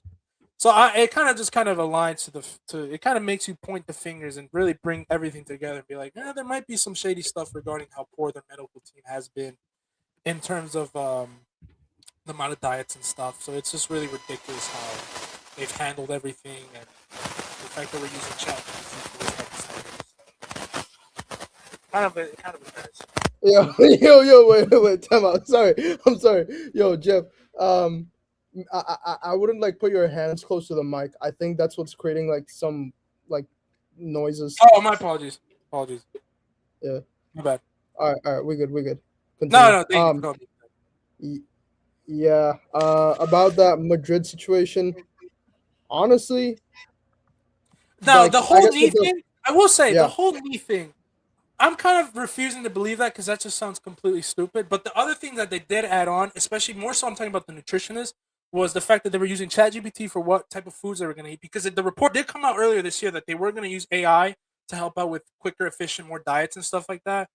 So it's the fact that you really rely on this, and then you just consider the fact of how poor the injuries crisis has been, the diets and how much diet does matter. I mean, you can look at the research and stuff. Diet does play a big part into preventing injuries and your form as well. So it just more so like shows how incapable this medical team is. And I had some people call me out about how like my take on the medical team was just ridiculous. Well, look at the news that is coming out. I don't think it's I don't think it's like by accident. I think it's like makes you really think how poor this medical team has been. Like, what type of things are we feeding these players, man? Because like you can't tell me we're giving out treats and stuff to elite superstar. Like this can't happen, really. So I don't know. Just wanted to call out on that. I don't know your thoughts on medical teams. What your thought is? Any of you boys with? I don't know how Bayern does their medical staff and stuff, or United, for example. But do you know your medical team, Isaac? Because You don't diffuse the situation right there. My mind's still wrapping around the last segment. I think it's going to just get me, dude. Eric Cantona has a better legacy than him. I don't want to hear it. Alan Shearer has a better legacy. Ryan Giggs has a better legacy. I'm tired of this disrespect. There's 3 players that weren't even in that conversation that wipe him as well. Oh, okay. Yankees Well- nothing for the first. Well, I think probably those back in the day had better medical teams. I would argue than today. So that's part. Of I'd actually say no. I think they were probably You giving him are- I cigarettes. feel like you'd have better medical teams today than back then. Yeah. Sure, there might have been like one negligency or so from like Real Madrid, but that's also your tin pot club. That's like messing up a very, very essential No, I part know. of this stuff. Obviously, I'm joking. Obviously, I'm just trying to lighten up the mood. Well, I think but- it like depends. Like I know United, we changed our medical staff like I think 2 years ago because we had so many injuries under I think it was Eric Ten Hag. We got Believe new it was medical. former Arsenal medical director, I think. Gary like, O'Driscoll, I want to say was his name. yeah. Something like that. Gary something. But yeah, I think United now, in terms of how we changed, we're just a lot more patient. We give players more time to recover. Like I don't follow Madrid like you do, Jeff, but it almost feels like as soon as a Madrid player comes back, he has to play right away and starts. Whereas like United, Yeah. it's like we're a little bit more cautious. We give players more time to recover, or they're starting on the bench. Whereas like a Dean Howson or like a Camavinga, I feel like when they get injured, they're back the next game, and then they get injured again. So I think Madrid sounds like Madrid kind of rushes them back more. Now it could be because you guys are a win now club. Yeah, no, I think with the rushing back, which makes sense. I mean, these are superstars that will help out with the team. I know they're a big superstar heavy team over, bringing someone from the academy, which is something I praised Arbeloa before. That has kind of helped alleviate that stress of not having those superstars. So it does make sense that the club would want them to come in, rush in, and get them going. But it's just really frustrating when you see like now the new reports are like Camavinga's ankle is misdiagnosed, which I don't want to believe. Like they misdiagnosed that. It's probably just to add on to the fuel with these breaking news that are coming in regarding our medical team. But I just really want to highlight how poor the staff is. And for any listeners out there, like just look into diets and stuff like that, how much that matters in terms of recovery. Because when you're feeding out people food like this, when they're running at high miles, yet their glucose diets is bad, or like their gluten diet, I should say, sorry, glucose. Their gluten diet is awful. You're gonna have situations where players are slower, more injuries are at risk. My greatest example would be like the Danny Carvajal thing. I remember the year prior, 2023, awful. We all wanted out. We all wanted him out. He was slow. He was out of pace, out of shape. Then the following year, changed up his diet, and obviously we came back and had like one of the best seasons of his career, arguably his greatest of all time, with how impactful he was on that right hand side, and he looked quicker again. So medical team needs to do something about it because clearly the players don't know what's going on. They're out of track with their diets and stuff like that. So I'm just hoping that they come figure that out. So we'll have to wait and see. But moving on now from breaking news and any like crazy stuff regarding Real Madrid and stuff. Oh, Isaac, you're gonna head out. Yeah, I feel bad. I think it's 8:50 now on the dot. So thank you. What's up? I know my dad's going crazy in the background for the Yankees score. What's the score right now? Oh well, you actually spoiled it. So I think your dad is ahead of me right now. We just had first and second, and Caballero just brought in the first run. We now have second or third, and it looks like the ball was almost thrown in the outfield. So 1-0, second and third, 1 out. So Yanks off to an early lead. No, because my dad's going crazy in the background, and I did give you permission to give out some score because we're a big Yanks guy. So I'll spoil it all a bit more. McMahon apparently singled to center, and now it's 3-0 Yankees. Dang, I am behind on Netflix. So thank you, Aritra. I appreciate it. But you boys That have was the ESPN. all right, Yeah. good debate, brother. Good debate, man. Good debate as always. Well, what is that, number 4 for us? I think That was number 4 for us, man. That was number 4. I'm But excited this might for be the number most 4. explosive one. Hey, I'm not be gonna lie. privileged, Richard. This is. I feel bad for Kieran because this is like mom and dad arguing. This is your first time witnessing the classic. This is the classicer right here. This is the Canova versus The shouting debate, which we go after. Before I leave, Kieran, I need to ask you as the tiebreaker. Does that beat the Allison Courtois? I'm a little biased because it might have been the first, but I think that one I still hold up higher. But that we just No, I think this one is. This one lasted way longer. I think this one was like Lasted way longer. I'm gonna give some way context. more We are on a passionate. podcast, and we're not on a radio show where we have a 1 hour constraint, or we're not allowed to swear. and we're As not much, I allowed should to say. play. Yeah, true. Okay, but So- thank you guys. All right. Have a wonderful Good luck, rest man. of Good luck on your radio show, brother. yeah, Isaac. But as Isaac is heading out here, boys, we do have World Cup qualifiers coming up. Richard, if you don't mind pulling up the ESPN article with how the European qualifications are going to come up, because for our boy Kieran Keneally, Ireland, man, they're in there. We got 2 playoff tournaments going on starting tomorrow with the World Cup, and we got international friendlies, which you didn't get a chance to talk about. But I know we got Brazil versus France, which I'm excited to see. Vinny versus Mbappe. I believe the USA will be also playing as well. I would have loved to have Isaac, but obviously we went through the crazy debate between Salah and Premier League greats, where we didn't have enough time to talk about the other friendlies, especially for the U.S., because I believe they are going to Big Belgium. So I'm curious to see how they'll match up as we get closer to World Cup, because we know how important those friendlies are going to be for in terms of form, who should be starting, who's on it, what is the lineup going to look like. I know England too. Question marks regarding Trent. Question marks regarding who's starting between Jude, Rogers, Foden, all of them, Palmer. So I'm curious to see how a lot of these teams will play out. But I'm just excited for these friendlies. I know it's weird to say because it's right into the middle of the season, but I think with World Cup coming in, I'm just really excited to see how things will transfer. Oh, I gotta remove my page before I can add a Richards. But we do have the playouts here. I'm gonna put the large screen. So if you can scroll up, we got the first, I think, bracket, which will be Wales versus Bosnia. Then we got Italy versus Northern Ireland, and we'll start off here with the conversations regarding the teams, because the big conversation here now is Italy. I think this is what they're in the battle to not go 3 years in a row, three World Cup tournaments in a row without qualifying. So there's a lot of pressure on Gattuso. There's a lot of pressure on those players to turn up. I asked the panels this: do you think Italy will make it through? I do. I mean, I think, like, no disrespect to Northern Ireland, I think Italy can probably beat them. I know this isn't like a prime Italy, but they would still have a stronger squad. And I also fancy them against either Wales or Bosnia. I think Italy would be better than those 2 countries. They also have a lot more riding on it. Like, I mean, Wales, they would love to be there, but I don't think there's a ton of pressure to be there. Same with like Bosnia and Northern Ireland. Like Italy, it's like a do or die. If they don't qualify now, I don't know what Italian football looks like. So I think they could do it. I think they have to do it, really. Yeah, I mean, we've had. Agree. Oh yeah, go ahead, Richard. Go ahead. I was just gonna say I agree as well. I think like Italy is probably the favorite to move past this group, and they probably will. And like Kieran mentioned, I mean, it is kind of like a do or die situation. You either make it and you finally make it to your first World Cup since what, like 2010, I believe, or 2014. And if not, then you've what would it be, like a 20-year span with winning only one like World Cup game. Like the Italian cricket team has won more games. The Italian baseball team has won more games for their respective world sport tournament than the Italian football team, which is just insane to like think about or bring up just 10, 15 years ago. So for Italy's sake, for their players, for their legacy, I hope they make it, and I'd love to see them in America. Yeah, and we also talked about this earlier in the year when we were going on that fiasco about the whole Serie A teams and the Champions League and stuff like that regarding how they would turn out in these competitions. So this is pretty big. This is massive. I mean, if they go a third year in a row, I think Kieran said it best. What will Italian football look after this? Because if they do fail, this is awful. This is just disgusting. Like, what will the Italian leagues do? Now, I'm gonna take a page out of Isaac's book here, and bring up the conversation of Tottenham.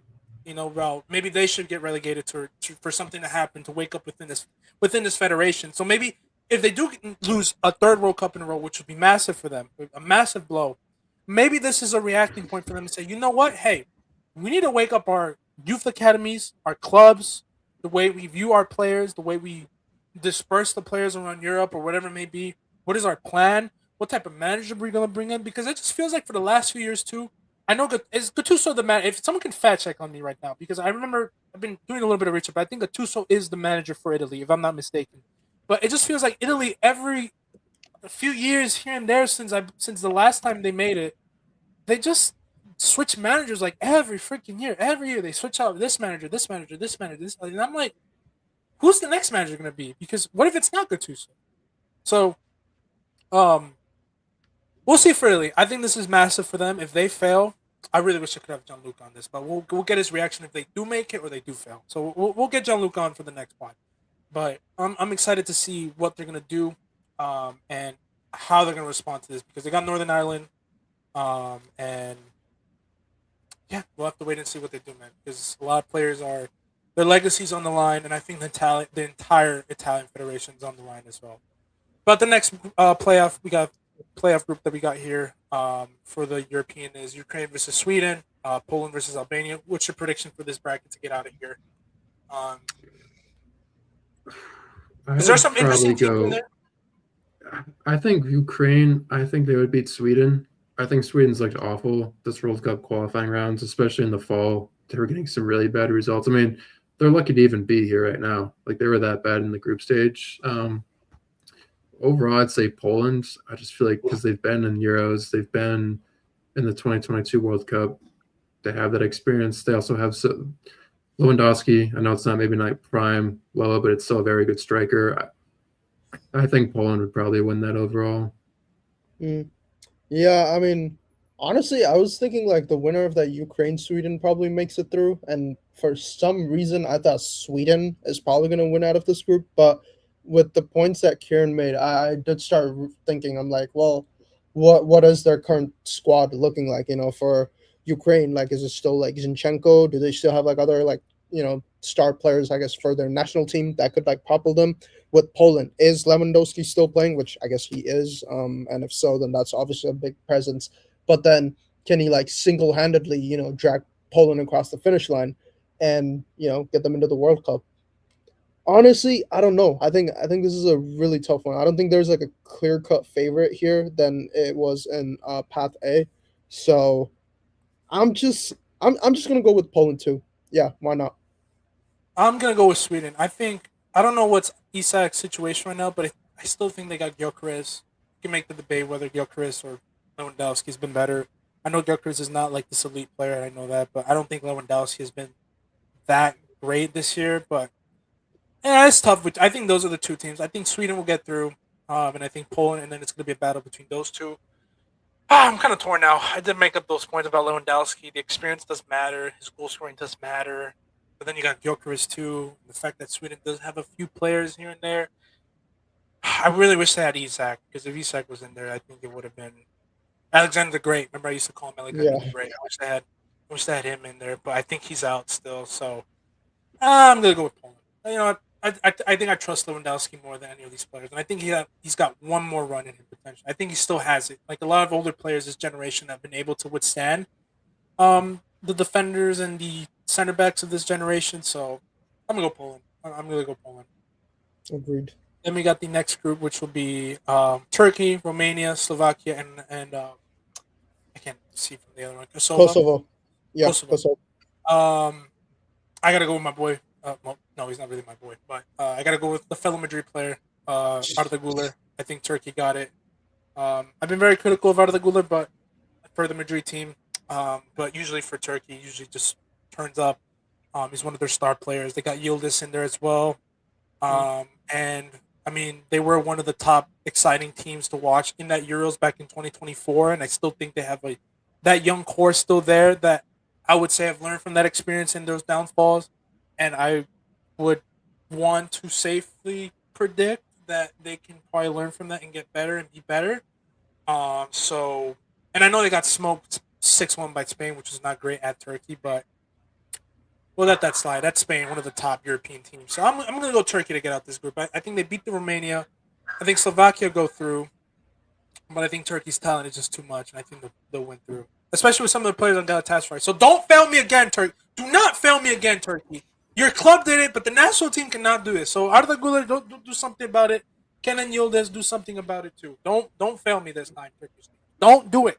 Don't do it. Who you got coming out this group, boys?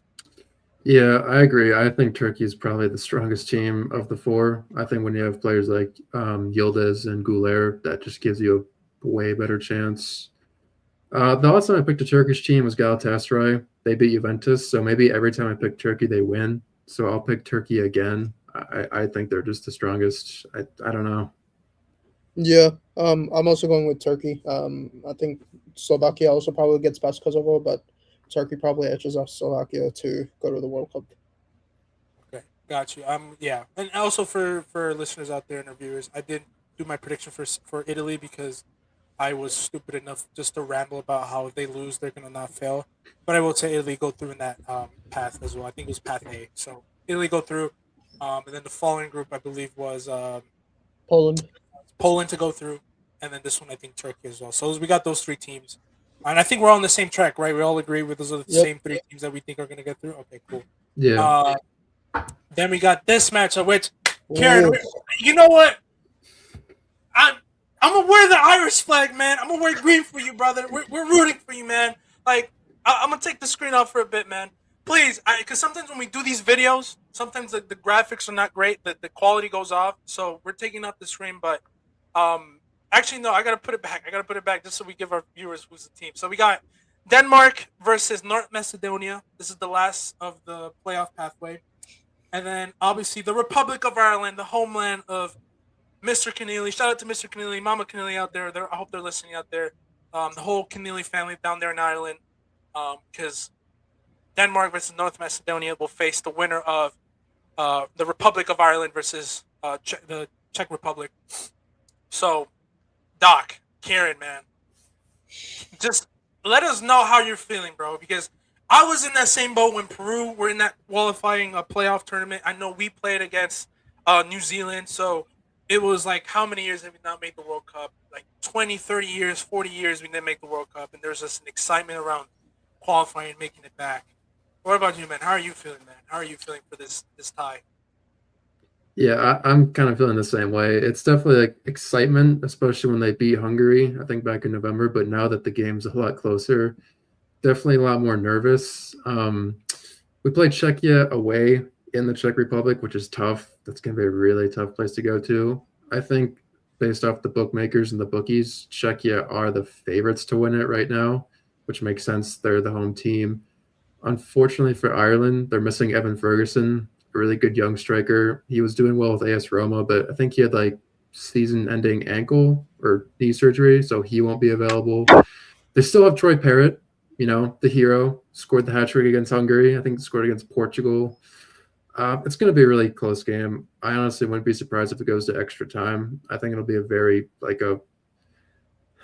I'm still going to go Ireland. Like, I'm not going to say that as we're clear favorites, but if we beat Portugal 2-0, and if we could go to Hungary and beat them 3-2 in the way we did, I don't see why we can't beat Czechia. I think we can. And then I think Denmark on the other side beats Northern Macedonia. I know Denmark's a pretty good team, but maybe they're not as good as they used to be because they didn't beat Scotland. Remember, McTominay scored that bicycle kick goal against them back in November.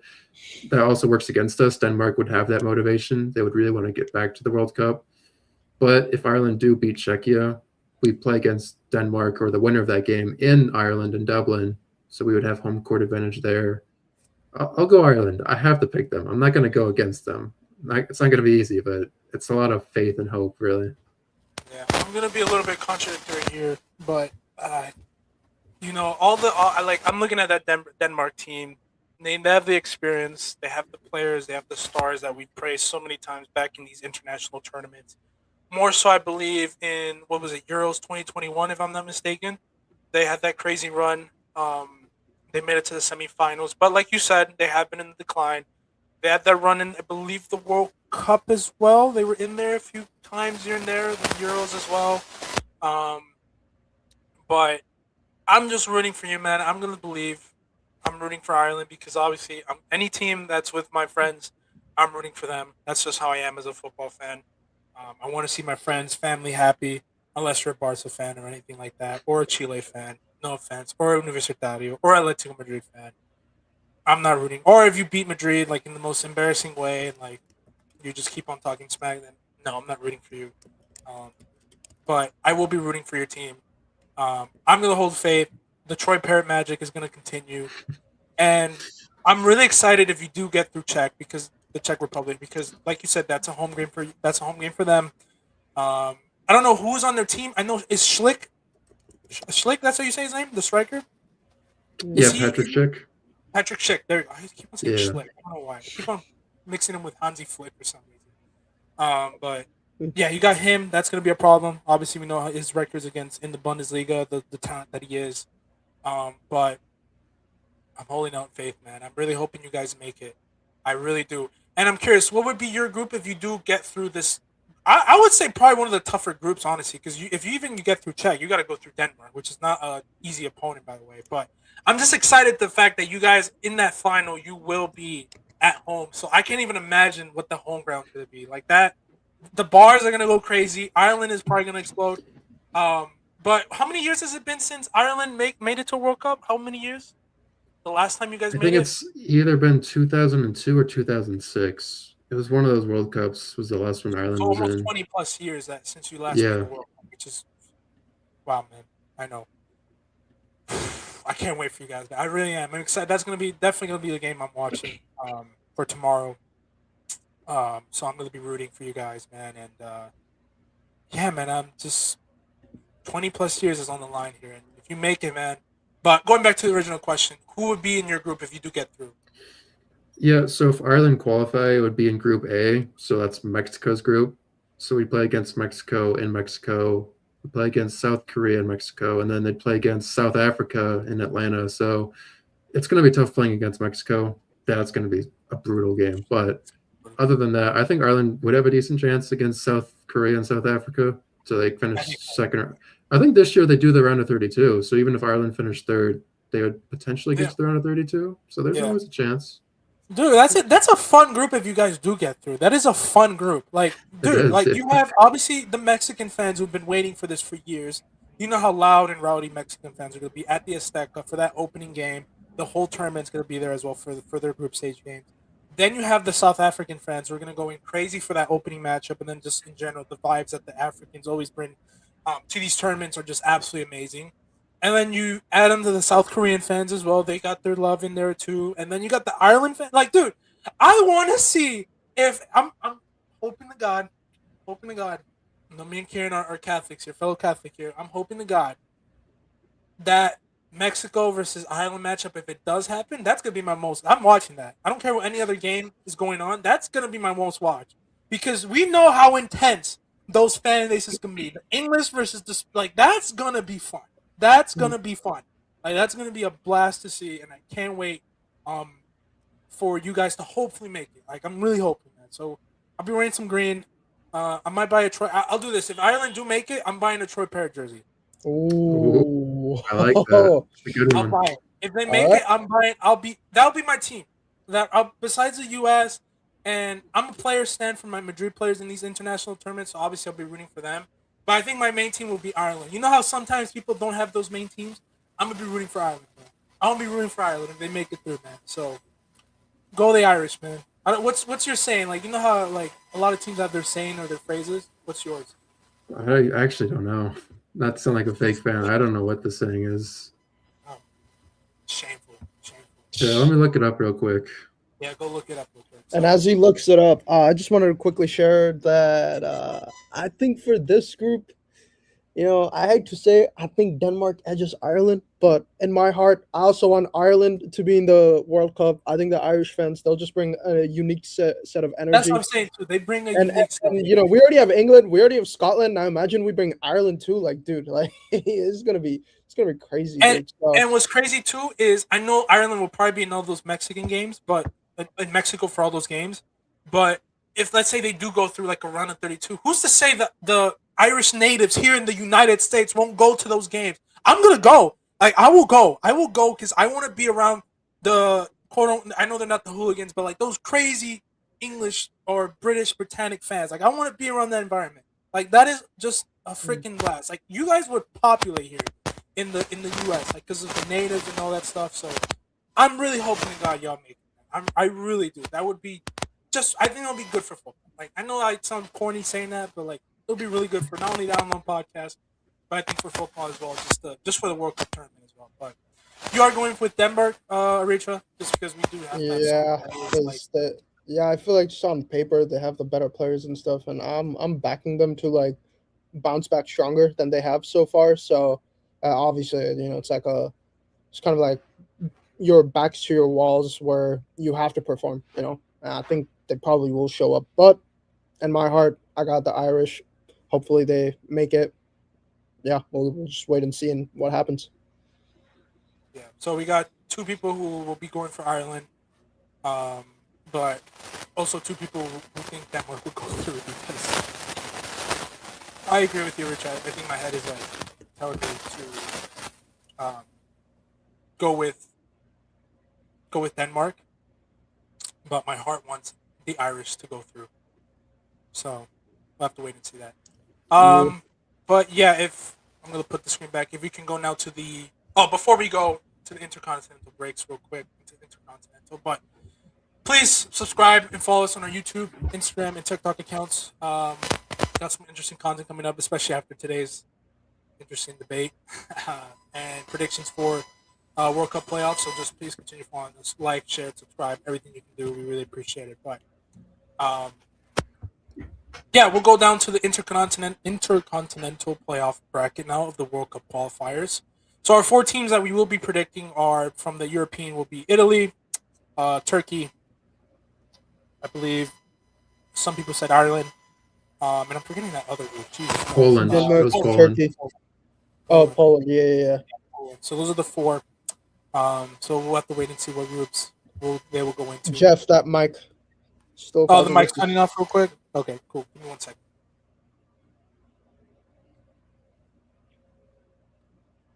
How about now? Nah, Still there. Still there. There's still some static, yeah. There's still static. A little bit. Well, apologies for the technical difficulties. Give me 1 second. And as Jeff tries to figure it out, I thought I'd bring this up because I sort of found this out today. Well, okay, the specific story I did find out, I think a couple of weeks ago, and I was just kind of blown away by it. But Jeff and Kieran, you guys know Kevin Sullivan, right? The really young American dude that I believe signed with City, but he's playing with like Philadelphia City Union right now, like one of their young squad. I think I've heard of him, yeah. I saw the story where he signed with them. Yeah. So his two oldest twin brothers, I believe Ronan and Declan, apparently they are part Bengali from their mom's side, and those twin brothers decided that they're going to represent Bangladesh in the national level, and they did play for their under 20 teams this past weekend or this past day against Pakistan for one of their tournaments in Maldives. And Mr. Ronan Sullivan, one of the twin brothers, who's the striker, I believe Declan, he's like a left back or right back, but Ronan Sullivan, who started, scored a brace and basically won the game for Bangladesh 2-0, one of them being a free kick as well. So putting a lot of like notice in the world, and hopefully both these brothers, they can continue to play well, because it's just like an awesome thing to see. Like, like we got two American boys who I thought were like American, and they're probably gonna represent America, decided to like give a chance to Bangladesh and our football association, because it hasn't been the best, but they've given it a chance so far. They're performing well, and it's just awesome to see. I believe they have the final match against India, so we'll see how they perform there. But yeah, I just thought that was like an insane story, and who knows, man, if they continue to play well and if there's good investments come through, and if we get a good team structure, maybe we see a Bangladesh in the future World Cup. I'm just saying. Could be like a next golden generation, maybe. Yeah, Start maybe. something new. Start something. Maybe. How does my mic sound now, boys? It's still staticky? It's better now. Yeah, it's Okay. good. Apologies out there. We're poor in supply, so apologies on that.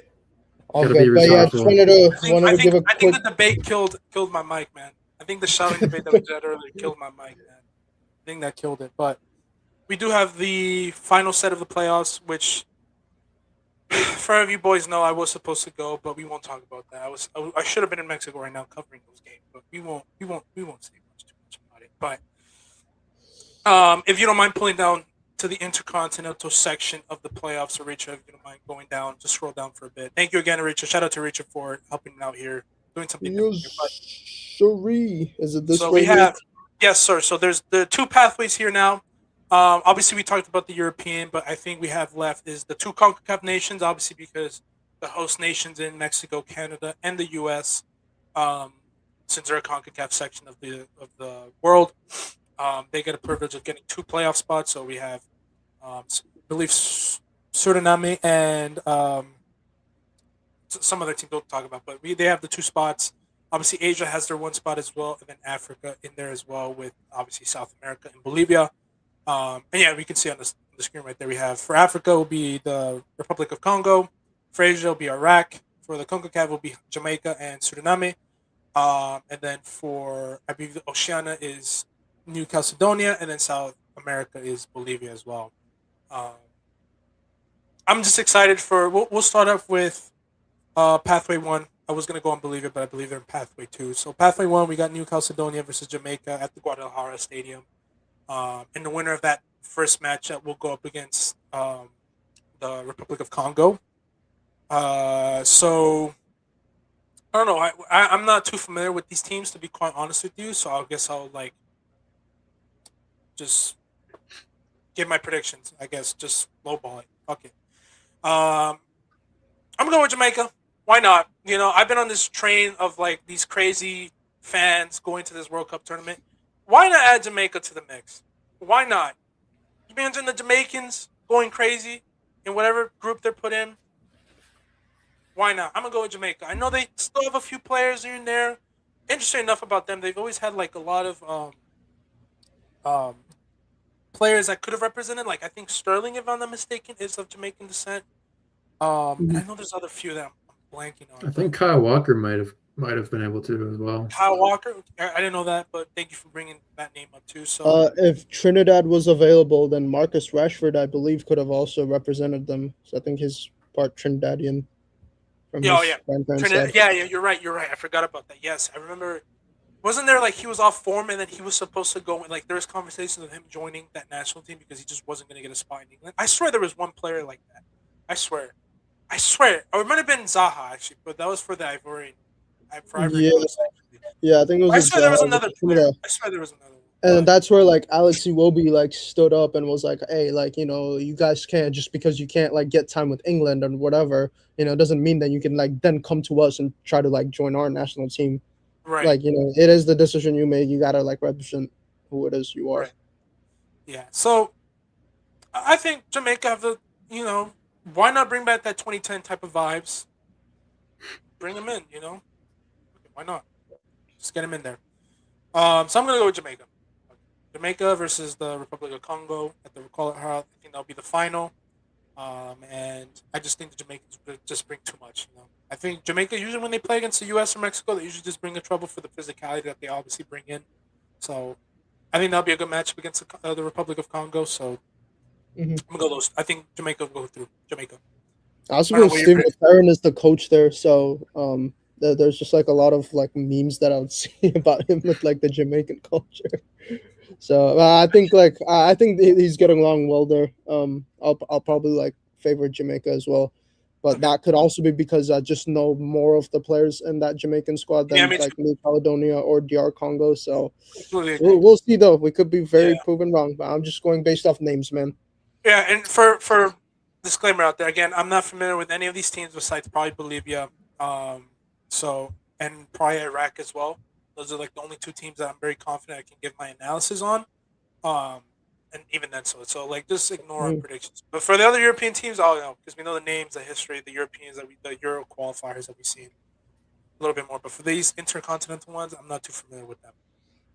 Yeah, I'll in terms of the first game, I'll pick Jamaica against New Caledonia. I think Jamaica. I think they're probably hurt from November. I think they lost to Curacao, and that's why Jamaica are here. Curacao got the World Cup spot, and they didn't. So that was a really big upset. But I actually think the Democratic Republic of Congo would beat Jamaica. That would be my pick. I don't know why. I just kind of get this good feeling with the Congo that they could maybe have a decent run. They have players like Wan-Bissaka, formerly of United, switched to Congo. I think they have Oh, he Axel did. Tuanzebe as well. I think Johan Wissa is Congolese, if I'm not mistaken. So they actually have some decent That was players. the Not that the player Jamaica you don't. mentioned. That was the player. Wan-Bissaka was the player. That's what was. Yeah, That Wan-Bissaka, was the yeah. one. I don't know And in why I fact, thought. even like players like Lukaku or Tielemans could have played for Congo as well. I mean, they chose Yeah. Belgium, but like Congo could have had some Yeah. really good players. Oh, they But could. I don't know. I'll Remember, go y'all, TR Congo. little throwback. Remember, Yannick Bolasie from Crystal Palace? Wasn't he part? He was. Yeah, He was in the Republic of Congo. Yeah, that was one of my favorite Congo. A Elite FIFA card, and then always in the Premier League, always brought entertainment. But like you said, I agree. Like I don't know much about them. I don't know about how they're playing, but if we're gonna go name for names in terms of Jamaica and the Republic of Congo, that's a fair analysis there, Kieran. So shout out to you, man. Shout out to bringing more info on the on Congo because I don't know much about them. So Well, in appreciate that case, I someone might doing flip that. to Congo then. No, did I don't do flip your that. pick? Oh, because I didn't know like Congo had Wan-Bissaka and Alwissa and all those guys. Tuanzebe, yeah. Tuanzebe, yeah, that's Juan another Zebe Man too. United legend. Jesus. That's another Man United legend, man. Come That's on. another legend. Oh my god. No, I want to flip, but no, I'm gonna stick with Jamaica. I think the Nah, I'm the flipping. power of the I'm Jamaica, bandwagon. the He's power of abandoning Bob ship. Marley. You know how we say Argentina with Maradona, the power of Bob Marley is gonna come in, just help him out. So that's my prediction. Um, so then we got Pathway 2, which is the one I'm most excited for, obviously for selfish reasons because I'm part South American. Why not? Pathway 2, we got Bolivia versus Suriname tomorrow at at Monterrey, or the Guadalupe Stadium as ESPN has it out here. I made my predictions about them months ago. One of the earliest popular videos that we posted. We know how much it's hard to play at Bolivia, but they will not be in Bolivia this time. They will be going up against in neutral ground. But what I am excited to see, because I did see clips earlier, is the fans that are going out there. And we know how us South Americans can be. When we have a nation that's small or that big at a tournament like this, we're going to go out no matter how poor, how bad, how big, how small, we're going to turn out. So I'm excited for them. I don't know much about their history in terms of World Cup, but obviously I don't think they've made the World Cup for years now, if I'm not mistaken. They've had a few talented players here and there. And I've said this, South American qualifiers is one of the toughest that you can go to. That's always been a debate. European or South American qualifiers, you got talent versus atmosphere versus location versus area.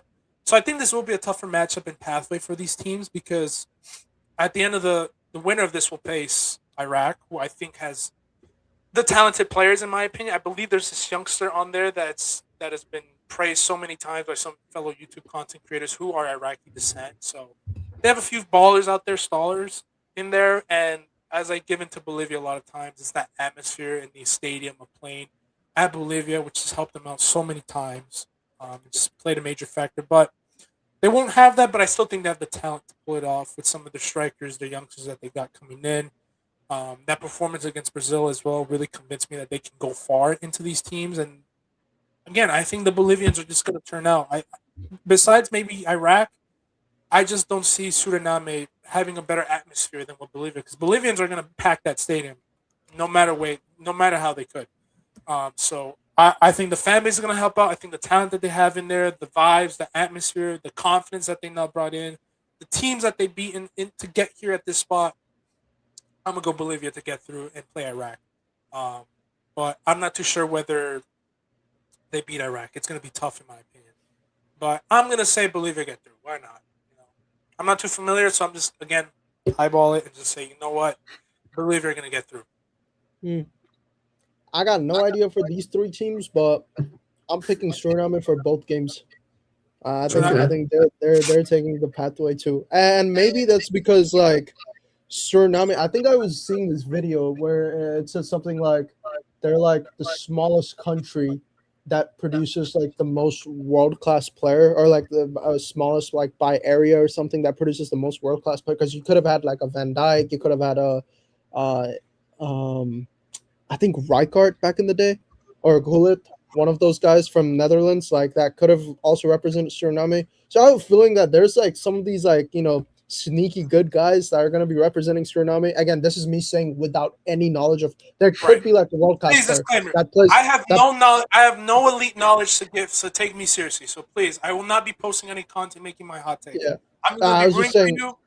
you, Yeah, and I'm just eyeballing it, like literally, like no scope, just no scope 360. Whatever. I'm also kind of no scoping it because I mean yeah, maybe very well there could be like a Prem La Liga player that plays for Suriname that will obviously be like a stud. But yeah, if I had to like pick a team, I think I'm gonna go with Suriname over Bolivia and Iraq. What you think, Okay.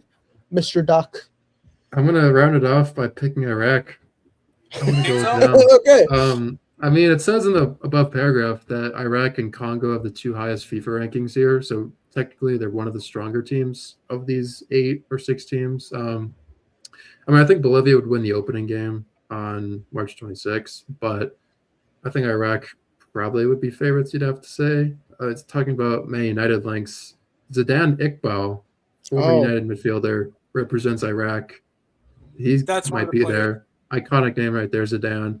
I don't know. I just have a feeling Iraq could do well and qualify. I mean, the thing that sucks, though, is that whoever wins this one is in the group of death against France, Senegal, and Norway. So, like, unfortunately, they'd get a really, really tough group. But I get this feeling Iraq could be the winner. Pick Iraq. Okay. Yeah. Who was that group of that? Is France, Norway, and then who else was in there? Kieran? Senegal. So many- Is the The last Senegal. one. AFCON winners. Well, technically. Depends on who you think was the winner. I do not care. They're the AFCON winners. Yeah. Yeah, I completely agree too. They got back on the pitch. They got back. They won it fair and square.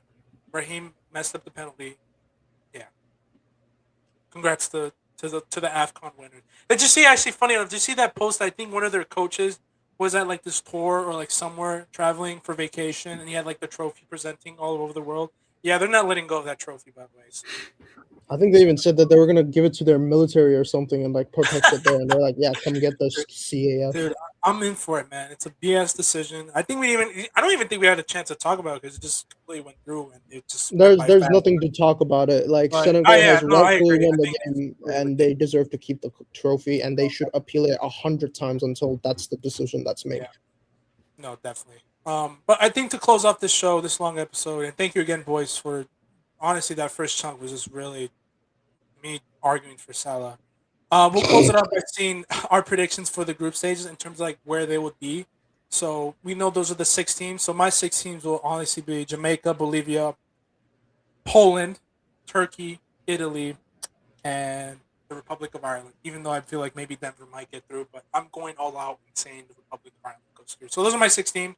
If you don't mind giving out your 6 teams as well. I think similar to mine for the 4 Europeans, I think we all went the same. Besides Aricha with Denmark instead of So I got Italy, Poland, Turkey, and Denmark, and then to finish it off with the continental ones, I got Congo and Suriname. Okay, cool. And then I went Italy, Poland. Could you scroll up again, Richard, just so I can see sorry. the. Yeah. No, you're good. You're good. So Italy, I went Italy. Poland, Okay, I so believe Italy, Poland, Turkey, Republic of Ireland, Ireland. Democratic Republic of Congo, and Iraq. Okay. So now what we're gonna do is we're gonna see what groups to go into. I know 2 of them. The Republic of Ireland will be in that group A. And then we know for a fact. Is there a way? I think on ESPN it has the screen of like what groups will be going in. If you don't mind scrolling down or up, I believe. For who? Yeah. So there we go. So, Group A would be UEFA playoff winner D. So that would be. Oh yeah, there we go. There we have the groups. The path A. So that's, I believe, Italy will be going into the group with Canada, Qatar, and Scotland. So that's going to be an interesting. Switzerland. Group. Oh, Switzerland. I'm sorry, I just can't see. That's on the line right now. So we have Italy potentially going into Group B with Canada, Qatar, and Switzerland. So that'll be an interesting group. Group A. I don't know. Huh? What'd you say? Path A joins Group B. Oh, okay. Now I messed up. Now Yeah, you're no, chilling. you're good. No, you're good. Then we have Path B, which is again, I think the UEFA. That's The Poland, which we were Poland. thinking. So Poland would go into the group with. Sorry. No, you're good. Netherlands, Japan, and Tunisia. Right. Ooh, that's a tough one. You got That'll Japan be and Netherlands. interesting. But not with how the round of 32 is, so you can just go through to the round of 32. So probably that doesn't even matter. Half C, we got joins Group C. So that would be Could be one of Turkey, Turkey, Romania. Turkey to go through. So I want to see where they're going to go through because that's going to be a tough team for any of those other nations that might be going in. So that would be with the US's group, which will be USA, Paraguay, and Australia. Now that's a tough one. That's going to be tough for the US because I know how good Paraguay are. Australia, we know how good they can be sometimes in these World Cup tournaments. The energy that the Socceroos, even though, God, I hate the Socceroos, knocking us out with 2022. And then you have Turkey. So, hey, I hope Turkey go through. That would be a really, like, there's so many interesting groups just for the fan bases that will be attending. So I'm hoping to God, like, there's a Turkey versus USA matchup in there to go be able to watch because here in LA specifically, because I know the Turkish fans will go out crazy here. But that's going to be an interesting group that I won't, again, we won't make our group predictions just yet for the tables or anything because I think it's way too early. We don't know the injuries and anything like that. That'll be later into the summer. But again, with our predictions going on, Turkey, USA, Paraguay, and Australia would be very interesting of a group. And then obviously we did say for Path D for the Ireland, they would be going into Mexico, South Africa, and South Korea. And then where would the winner of the Congo or because we made a predictions for Jamaica or Congo to go through of that pathway 1, where would they go up against? Pathway They 1, would- so either Congo or Jamaica that play Portugal, Uzbekistan, and Colombia. Ooh, That's a tough Oh, group right there. that'll Very tough group. that is a tough group. We know how good Uzbekistan can be. Obviously, the Colombians are going to show out. And then obviously Portugal with the best players that they got with Bruno. That midfield trio, Bruno, John Neves, and Vitinha. That's Vitinha. God, man. I'm hoping. I'm hoping for United fans. Bruno gets in there, and obviously for me, Ronaldo to get through. That would be What do you mean Bruno gets in there? Of course he's gonna start. No, like gets into the world, like gets into getting like a World Cup trophy. Oh, that would Oh. be sick. Like that's what I meant. Yeah, and obviously he's Yeah. going to start. Who's gonna get over it? Bernardo Silva? Hell no. Well, I don't know. You wanted to sell Bruno at the beginning of the season, so like. Well, I saw the light. Okay, it's in the past. It's in the past. Okay. I apologize. Okay. Okay. I understand that. Okay. You're Do forgiven. I need to go in? No. It only had to take Bro to break Beckham's single season assist record to be like, maybe he's not that bad after all. No, I'm joking. I'm joking, guys. I'm joking. Don't bully Jeffrey, please. And then obviously with Iraq or Bolivia that we predicted or Suriname, they would be going up against France and Senegal or Norway, which is equally tough. These are, I think, when looking at it, these are some very interesting games that will decide how exciting I think for me will be this World Cup because I'm more so not even looking at more so the talent and the teams. Like that's cool and all. We know some of these teams will give it their all. Besides maybe Qatar that 1 year in 2022. Don't get me started. But I think in terms of the atmosphere and the fans, like I'm excited if some of these teams that we did predict they go through. Like Jamaican fans will go through. Obviously Ireland, that's my number one. Like I really hope they get through. That would make the World Cup so interesting.